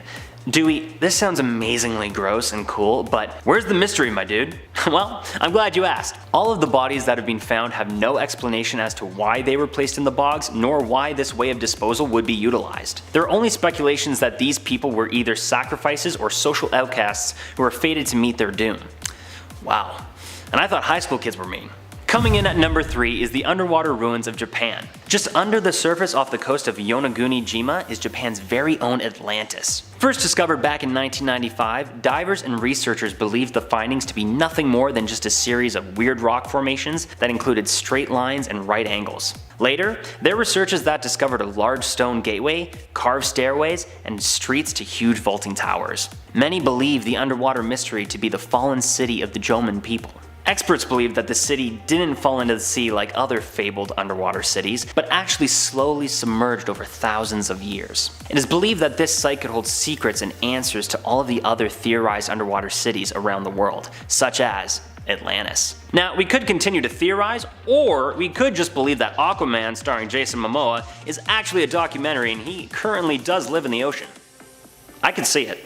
At number 2, we have the Piri Reis map. In 1929, this old map was found in the Sultan's palace in Istanbul, Turkey. A legendary commander of the Ottoman fleet by the name of Piri Reis, who lived from 1465 to 1553, is the author of the map. Reis's map is extremely precise. So precise that it actually includes the continent of Antarctica. But wait, hold the phone. Antarctica wasn't discovered until 1773 by British Captain James Cook. But yet, here is Piri Reis's map showing Antarctica back in 1513. Was Antarctica actually just discovered much earlier than originally thought? Or did James Cook just take credit for someone else's hard work? We might never know. Finally, coming in at number 1 is the infamous Big Daddy Stonehenge. In case you've been living under a prehistoric rock for the last few thousand years, you've probably heard of Stonehenge. Stonehenge is a giant prehistoric monument that is located in England and dates back to 3000 BC. The monument consists of a ring of standing stones all weighing around 25 ton, originally from a quarry located 25 kilometers or 15.53 miles away from the current monument. Not one person knows how these ancient people could have moved these massive stones without the use of a wheel or pulley, or why they were even formed in the first place. Is it an ancient observatory? Healing place? Did ancient aliens create it as a landing pad? We may never actually know. Coming in at number 10, we have the classified JFK assassination documents. When it comes to scary secrets hidden in time, the United States government is sitting on a motherlode. While the Freedom of Information Act is a thing, the United States government has classified a bunch of documents to keep them from the public eye. The CIA released a statement to say that when historical information is no longer sensitive, we take seriously our responsibility to share it with the American people. Well, responsibility or not, it seems that Donald Trump does not want the American people to know more information about JFK's assassination. Even though it happened in 1963, documents about the event are still classified. In October 2017, 2,800 files about his murder were released, which revealed all sorts of things, including that the Russian KGB believed that Vice President Lyndon conspired against the Prez. It seems that there are actually still thousands more documents waiting to be released, and Trump has halted it for reasons of, I quote, national security, law enforcement, and foreign affairs concerns. What do they say? Well, time will reveal. Coming in at number 9, we have the Rongorongo. Fun to say, really fun to say. The Rongorongo refers to artifacts found on Easter Island, a remote island in the middle of the Pacific Ocean, the one with all the big stone heads. Easter Island. This island used to be the home of an ancient civilization that died out under mysterious circumstances. On the island, artifacts, wooden tablets, were discovered with strange undeciphered writing on them. The writing is a series of glyphs, which is like a symbol kind of writing. While there have been many attempts to crack the code, so far they've been unsuccessful. It is thought that the language is a special and rare case of independent invention of human writing. If the Rongorongo language is ever translated, it could reveal the scary secret of how the people of Easter Island died. Coming into number 8, we have Pershing Square Underground Garage in Los Angeles. This is so mysterious indeed. Also, to me, when there's mystery, there's kind of a spook. Underneath Pershing Square, there is a 225-pound time capsule that was buried in 1950. It was buried under the instruction to be opened in the year 2950. 1951, so a cool 1,000 years in the future. The project was very secretive, so we literally have no idea what's down there. To me, that all sounds pretty scary, and I won't be around to find out what's in it. I don't have that much time. Coming into number 7, we have ancient disease. Two things to discuss here really. You guys know how much I love to bang on about the Siberian permafrost and how it's melting and unleashing all kinds of ancient diseases. Well, like that. And more. Ice, it traps all kinds of things. On that topic, did you also know that there are secret laboratories in the world where scientists are keeping copies of ancient extinct diseases, including smallpox, which was declared eradicated in 1980 by the World Health Organization. The reason copies of old diseases are kept is so that we can study them and have copies of pathogens to work with when creating cures. Although, to be honest, we wouldn't need cures if these viruses were totally destroyed. It's like a scientific catch-22. While we may think that we're rid of these nasties, they're actually still out there hiding in secret. The permafrost is Earth's secret, waiting for the right time to reveal its mysteries, but the laboratories are scientific secrets. Coming into number 6, we have the Shigear Idol. So often I wonder what lost relics and artifacts are hiding around the world waiting to be discovered, and honestly, I feel like there must be so many things that we don't even know about yet. The only reason we know about the ancient Greeks and the ancient Romans, the Aztecs, and so on and so forth is because we found evidence of them in our soil. Other places, like our number 5, have been written about but never found. There must be small civilizations or very early ones that we haven't found yet, for which we don't have any literature surrounding them. So, on that note, let me introduce the Shigear Idol. This impressive wooden structure was amazingly found in a Russian bog by gold miners in 1894. Before that, it had laid untouched and undiscovered for 11,500 years. Just to put this in perspective, this is over twice the age of the Egyptian pyramids and some. It seems like it is a carving of a forest spirit, but what that really means, we don't know. To think that this statue was hiding in time for millennia without anyone knowing it was there, honestly, that freaks me out, but also makes me feel good and weird and mysterious. Coming in at number 5, we have Atlantis. The lost city of Atlantis is just that. Lost. Where exactly is? Well, some people think that it might be in the Straits of Gibraltar between Africa and Spain. The ancient Greek city was supposed to be thriving in its day, which was over 11,000 years ago, so sometime after the wooden statue from our previous number. The great and late philosopher Plato mentioned Atlantis in a number of his works and writings, and he's a pretty credible guy. Where Atlantis is and what we may find within its walls, well, that is a secret hidden in time waiting to be discovered one day. Coming into number 4, we have the Byron Preiss Scary Hidden Treasure. In 1981, publisher Byron Preiss hid 12 treasures to promote his book, The Secret. The book was a puzzle made of 12 verses and 12 fantasy paintings. Readers were supposed to pair paintings with verses and use them as clues to find 12 plexiglass boxes buried in various parks around North America. Each box contained a ceramic key that could be redeemed for a jewel worth $1,000. So far, 2 of the boxes have been found, but the rest are undiscovered. One was found in Chicago, one in Cleveland, and there's a group of people who are ebbing closer to finding another in New Orleans. It seems that Byron Preiss never told another human where the treasure was hidden, and he himself was tragically killed in a car accident in 2005, so with his death, the secret hidden treasure really is, well, secret. And hidden. It's been nearly 40 years. When will the remaining boxes be found, and what exactly will be found in them? Honestly, it sends chills up my spine. Coming in at number 3, we have Heard Island. Heard Island is a mystery land of fire and ice. What goes on there? We don't really know. Heard Island is between Australia and Antarctica, although when I say between, I mean a 2-week sail from Australia in some of the roughest seas imaginable. You can't land a plane here, and for this reason, hardly any humans have ever set foot on this land, that we know of, anyway. The snow is cold, but yet the island is volcanic, and it's a mystery to us. It likely holds secrets to Earth and wildlife that we know very little about. Who knows what we could discover here? Same again at number 2, we have Underneath Antarctica. So my line of questioning when it comes to Antarctica is two-pronged. It all boils down to this though. 160 years ago, Antarctica separated from Africa, and back then it was by and large a pretty hospitable place to live. There was animal life living in Antarctica back then. What kind of life? Well, it was the Mesozoic era, so it was very much the age of the dinosaur. Okay, noted. Animal life will have died out in the Antarctic deep freeze, which started around 23 million years ago. Now, this means that there could be a whole host of creatures trapped under the ice that we might not even know about. We may even have frozen dinosaurs that are pretty intact, and that really excites me. Some people even go as far as to say that there could be evidence of an ancient human or pre-human civilization trapped under there that we don't know about. The ice is, after all, an average thickness of 2.4 kilometers and over 4 kilometers at its thickest. Beyond possibly preserved dinosaur carcasses and lost human civilizations, the land under the ice, as in its geological makeup, may hold secrets to our very early history of a planet. Antarctica is likely shielding some of the biggest and maybe the scariest secrets of all time. Finally, coming into number 1, we have a message from aliens.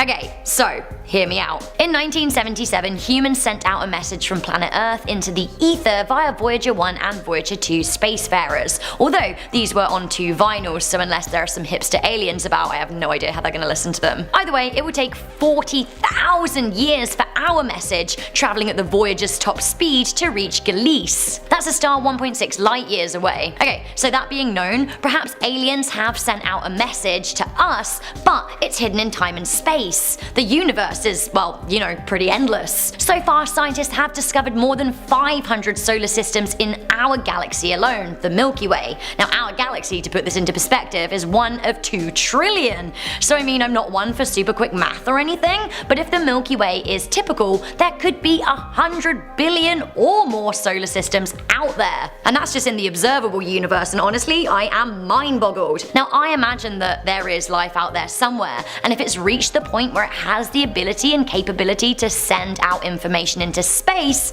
then, well, perhaps one day we will come across a message from them. Would it be like our own message that we put out? Or maybe it will be a warning, or worse still, a threat. An intergalactic threat. That really is a hidden scary message in time. Number 10, the missing link. According to a study posted by Cardiff University, scientists think they have finally found the missing link that foreshadows the Ice Age, and it's a little too real. What did they know before? Well, scientists knew that Ice Age cycles developed due to periodic changes in the Earth's orbit. The small variations in solar energy set off massive shifts in Earth's climate. But how remained a mystery? Well, now scientists think it has everything to do with the melting of the icebergs. Wow, isn't that interesting? When the Earth is in the right position and icebergs begin to melt away from Antarctica, immense volumes of fresh water move into the Atlantic Ocean away from the Southern Ocean. Therefore, the Southern Ocean gets saltier, and massive changes in circulation patterns pull CO2 out of the atmosphere. We know that the less CO2 in the atmosphere, the colder the temperature will be, as it reduces the greenhouse effect. Therefore, Earth moves towards Ice Age conditions. Now, I think we can be a little more scared of the ice caps melting. Number 9, lion cubs. Lion cubs in ice? Well, yes indeed. The world is strange and wonderful, and it was once covered in a lot of ice. Union and Dina were the first cave lions to be found, and another was found more recently in Yakutia, Russia. Both sets of remains date back to the Ice Age around 12,000 years ago. The species uncovered went extinct 10,000 years ago, and these poor babies died in a really sad way. Either their mother died or abandoned them, and the newest cub is so well preserved that you can see how it went to sleep with its little head resting on their paw. They also found 2 other cave lions, Boris and Sparta, in the same area, both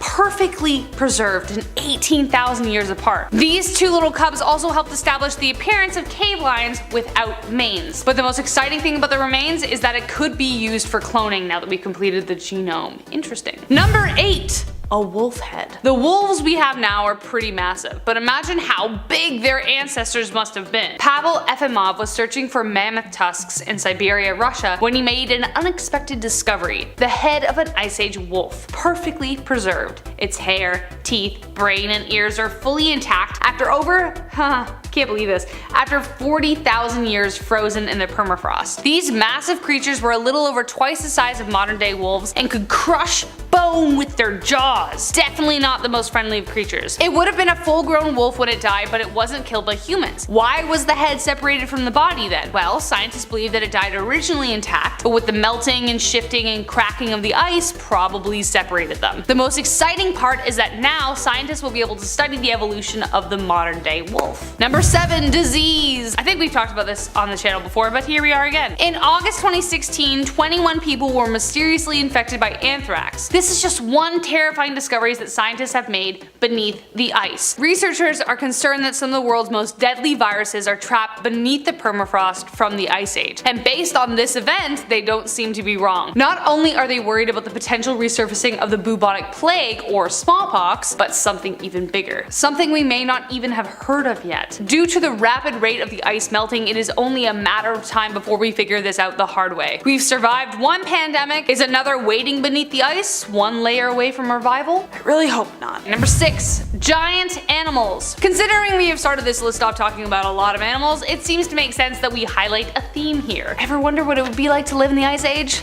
Me neither, except for maybe right now, because it's boiling right now. Oh, it's so hot. Never mind. Way too hot. We're just gonna take this off. Ironically, it's way too hot in the studio today, so here we are. Why? Because everything was so much bigger, and even imagining that terrifies me. Megafauna were large, oversized animals that lived around the time of the Ice Age. In fact, it was their playground. Not only was there of course the woolly mammoth, but massive saber-toothed tigers, short-faced bears, and of course the above, massive dire wolves. Plus, you can almost guarantee they were always hungry with food being so scarce. I wonder if people will look back in like 1,000 years from now and think about how small our animals are. But believe me, from giant wombats that could be mistaken for bison to killer birds, not a place we would want to live. But they also had some unique survival skills. For instance, the Ice Age rhino was believed to have had a shovel horn to help remove snow. That's kind of neat. Number 5, human revival. Now, considering all the technology we have today, unless we have a day after the tomorrow kind of situation, if we have another ice age, we might be okay. Might. But I am pretty optimistic because Homo sapiens were able to survive the ice age, so why not we? Despite not being hairy or thick-skinned, they were resourceful and inventive, relying on traps to catch their dinner. The hunting tools they had would have been limited to stones, knives, and arrowheads. Anything more complicated would have been really rare. So instead, they used traps, and this is where it would get kind of gruesome. Once their prey would fall prey to whatever traps were sent, the men would surround the injured creature and maul it to death. Hey, when you're hungry, and in a dog-eat-dog world, it's a privilege to care about how you will kill your next meal. Number 4, mammoth house. What do you do when you don't have bricks and mortar? Well, you build a house out of, bones you just find lying around. Yeah. According to an article posted in 2020, Russian archaeologists found a massive circle made of the bones of Ice Age creatures. The bones are from creatures that lived over 20,000 years ago. Not only are there 6 mammoths, but reindeer, horses, bears, wolves, red and Arctic foxes. And this isn't the only circle like it. There are around 70 Ice Age bone circles in 25 sites in Ukraine and Russia. Some of the bones were still joined together, which meant that they still had meat on their bones when they were added. In the middle, there are wooden poles that were presumably used to support roofs made of animal hides. There is still speculation as to whether they were used for homes, ritual, or storage buildings, but still, a house of bones sounds odd to us, I know, but imagine having to withstand cold without the tech we have now. Desperate times call for desperate measures. Number 3, mini ice ages. Did you know that we may get a mini ice age before we get a really big one? Like a test run, kind of, if you will. Though they aren't as deadly, they can still cause widespread famine and disease due to failed crops. The last recorded mini ice age happened between the 12th and 14th century, peaking from 1500 to 1850. It mostly took place in the northern hemisphere of Europe, where seas would freeze repeatedly and glaciers would crush whole villages. This happened quite often in places like Switzerland. But even worse, just like in Game of Thrones, they would go whole years without summer. No thank you. No one quite knows what caused this tiny ice age, but scientists have a couple of ideas. One, that it had something to do with volcanic activity, and that it had an effect on the solar energy the Earth was receiving. Whatever the reason, it definitely provides yet another explanation as to why the Middle Ages were just so sad. So sad. Number 2, more CO2 is a good thing?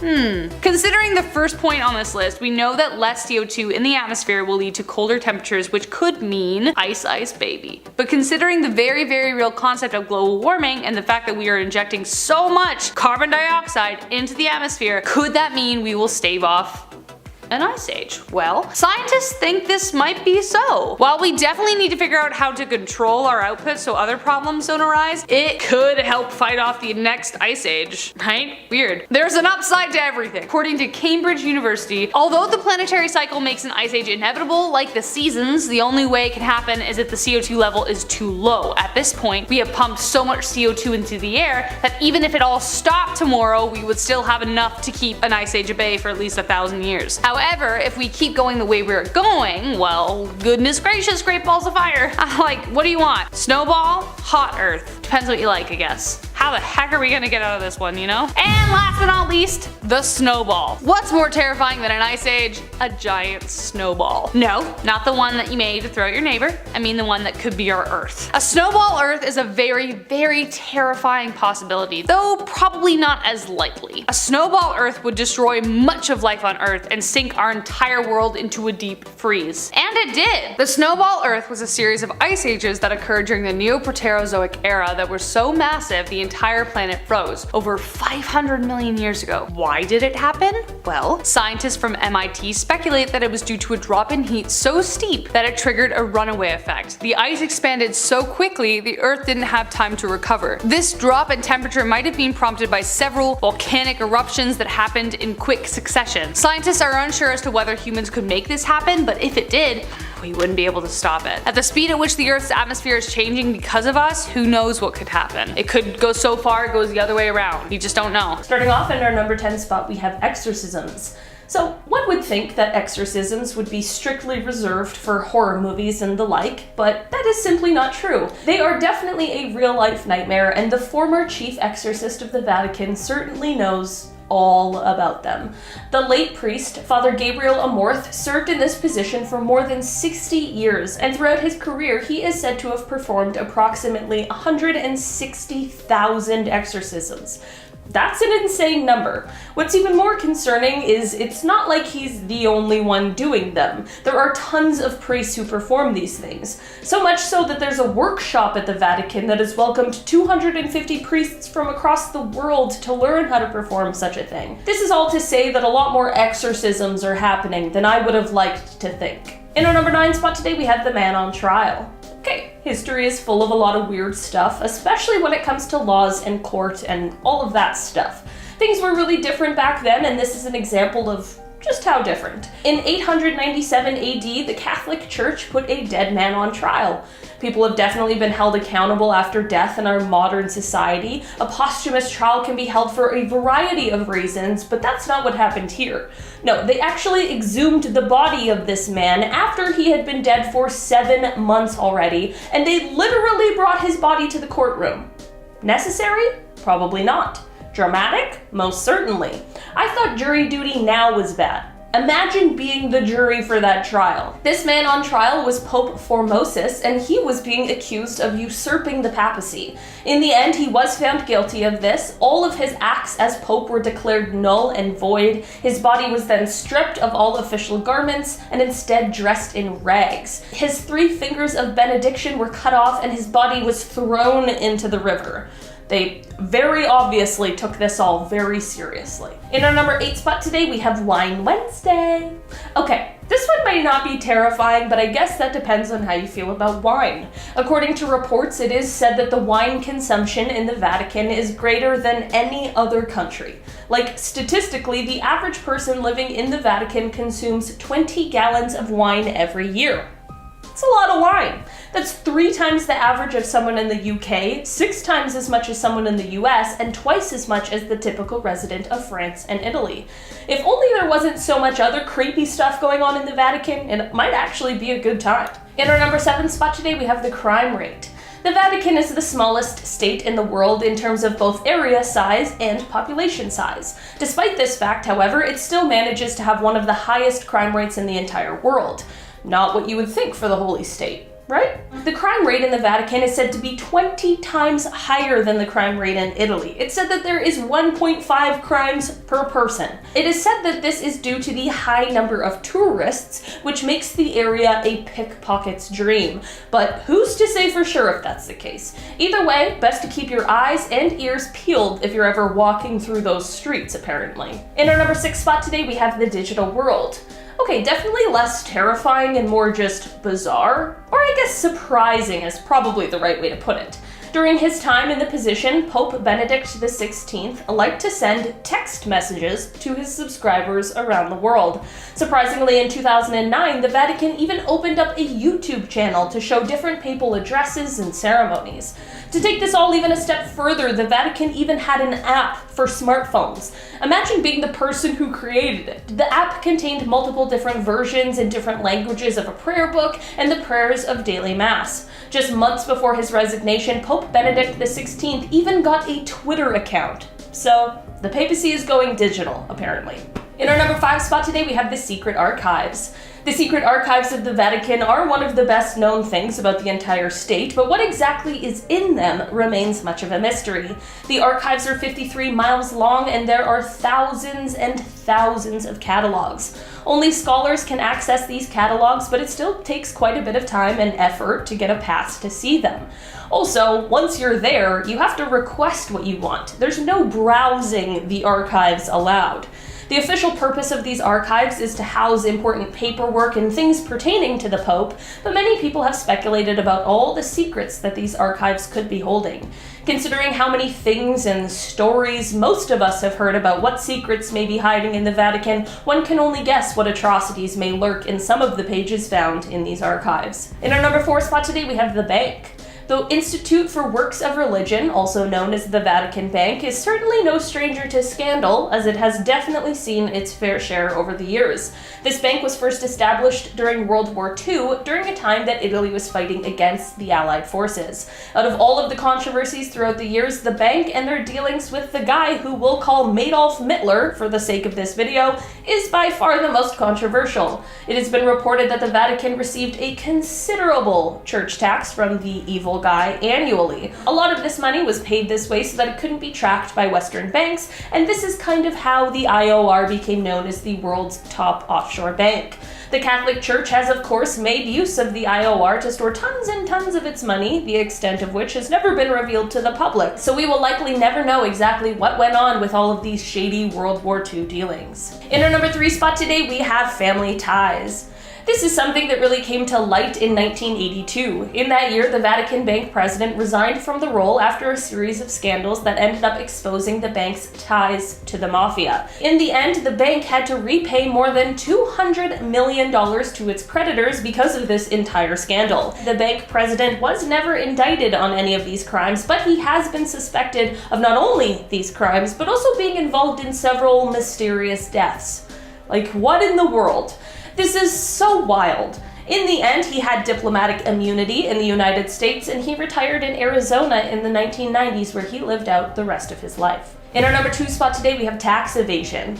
So there's a rule where the Vatican enjoys a property tax break for all non-commercial properties that contain a chapel. It's a pretty sweet deal, and they apparently decided to try and kind of take advantage of that a little bit. Between the years 2001 and 2006, the Vatican allegedly kind of evaded taxes that amounted to a cool 4 billion euros.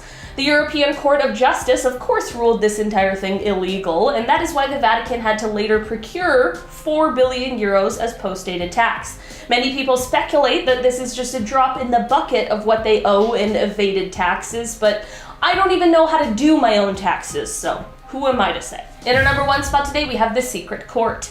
This one isn't so much a secret anymore, but it was up until 2009. The Vatican has a secret court for sins that are based on conscience. The bishops who handle these hearings are known as the Tribunal of Conscience, and this whole idea was created by Pope Alexander in 1179, and like I mentioned, was kept a secret from the public until 2009. The sins that this court sees range from the spitting out of a communion wafer all the way to things like priests breaking their vow of celibacy, and I'm sure a lot more stuff that we just won't even get into. You know, fun stuff. The tribunal, of course, considers these matters, but the decision-making in the end lies with the major penitentiary. Starting off this countdown, we have the Vipeholm experiments.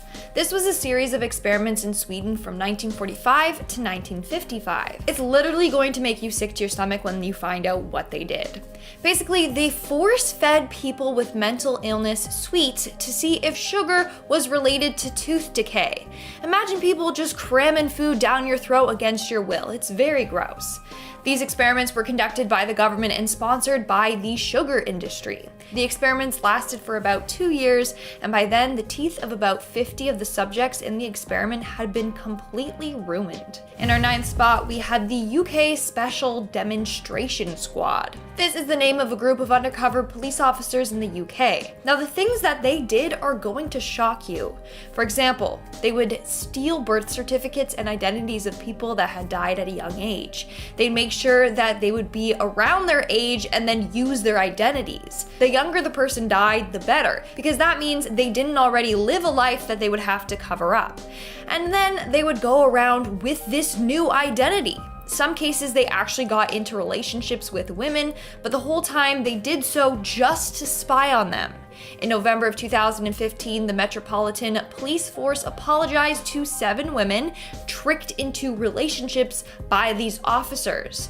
Like, imagine that, dating someone you're madly in love with, sometimes even having a kid with them, only for them to be like, oh, sorry, gotta go, was only dating you to get intel on you and your friend circle. It's disgusting, and it's actually happened to multiple women. In our 8th spot, we have the radioactive waste. Apparently, there's a huge radioactive dumping zone located in Tonawanda, New York.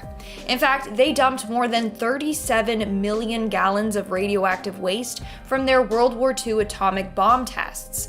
This area has a high rate of cancer and thyroid conditions, and this is the reason why, and no one's talking about it. In our 7th spot, we have the hepatitis tests. In 1956, the US government began running tests on young individuals living at the Willowbrook State School in Staten Island. This was a state-supported institution for children with intellectual disabilities. And what they did to these students was give them hepatitis in order to track the development of the viral infection. Of course, they were being experimented on without knowledge or consent. To make matters worse, the study lasted 14 years. They also injected them with a number of drugs to see what they would do to their body and the hepatitis. Imagine intentionally making a group of people sick for an experiment. The grossest part is that when the government was exposed for this project, they tried to justify their actions by saying that these people were probably gonna wind up contracting it anyways. In our 6th spot today, we have Operation Popeye. This is another very wild one. Operation Popeye was a highly classified weather modification program during the Vietnam War from 1967 to 1972. You heard me correctly. The government learned how to control the weather. Basically, they wanted to increase rainfall in certain areas to prevent enemies and military supply trucks from being able to travel. In fact, they caused a number of landslides and flooding in that area. Weather manipulation has since been banned from use for military gain. We are now at our 5th and halfway mark with HIV. In the 1980s, the HIV epidemic broke out. No one knew how it spread, they just knew that it should be feared, and tons of LGBTQ+ community members were sadly contracting the virus. Well, rumor has it that HIV was a government experiment that was meant to wipe out the undesirables. Of course, the US government has denied this claim, and it's just a conspiracy, we don't know for sure. But based on the other experiments done on minority groups, it's hard to know what to believe. In our 4th spot today, we have Project 112 and Project SHAD, or SHAD. Project 112 and Project SHAD took place from 1962 to 1973 and involved a number of veterans or military personnel. Basically, both tests involved exposing these people to substances they might want to use in warfare. Nearly 6,000 people were exposed to Coxiella burnetii, which is Q fever, Staphylococcus enterotoxin B, which causes food poisoning, and sarin and soman gas. Sarin is a very, very dangerous nerve gas, and soman can cause death in minutes. Both can be fatal if only the tiniest amount gets on the skin. These men had no clue that they were being exposed to this. Moving on to number 3, we have Project Sunshine. This is another very messed up government project. During the 1950s, the US government was using stillborns to conduct radiation tests on. They wanted to determine the effects that radiation would have on humans and how much we could withstand in case of a nuclear fallout. They called this Project Sunshine, and it was anything but rainbows and sunshine. What's sad is that the government was stealing body parts and tissues from morgues without families' consent. It's said that more than 1,500 samples were gathered worldwide. This is incredibly sad and sick. Coming in at number 2, we have the syphilis experiments. In 1932, the US Public Health Service created an experiment to see the health effects of untreated syphilis. But the test subjects were told that they were receiving free treatment to cure their syphilis. And that was a lie. Instead of giving the men the recommended penicillin treatment, they gave them placebos, like aspirin. Sadly, 28 men died of syphilis because of these experiments, 100 more passed away from syphilis-related complications, and 40 spouses contracted this disease. And 19 women who gave birth passed on syphilis to their newborn children. In 1997, Bill Clinton apologized to the survivors and their families on behalf of the government. And he admitted that the tests were, and I quote, profoundly and morally wrong. And in our number 1 spot today, we have the radiation tests. In 1953, a number of tests were done on pregnant women to see the effects that radioactive iodine would have on them and their newborns.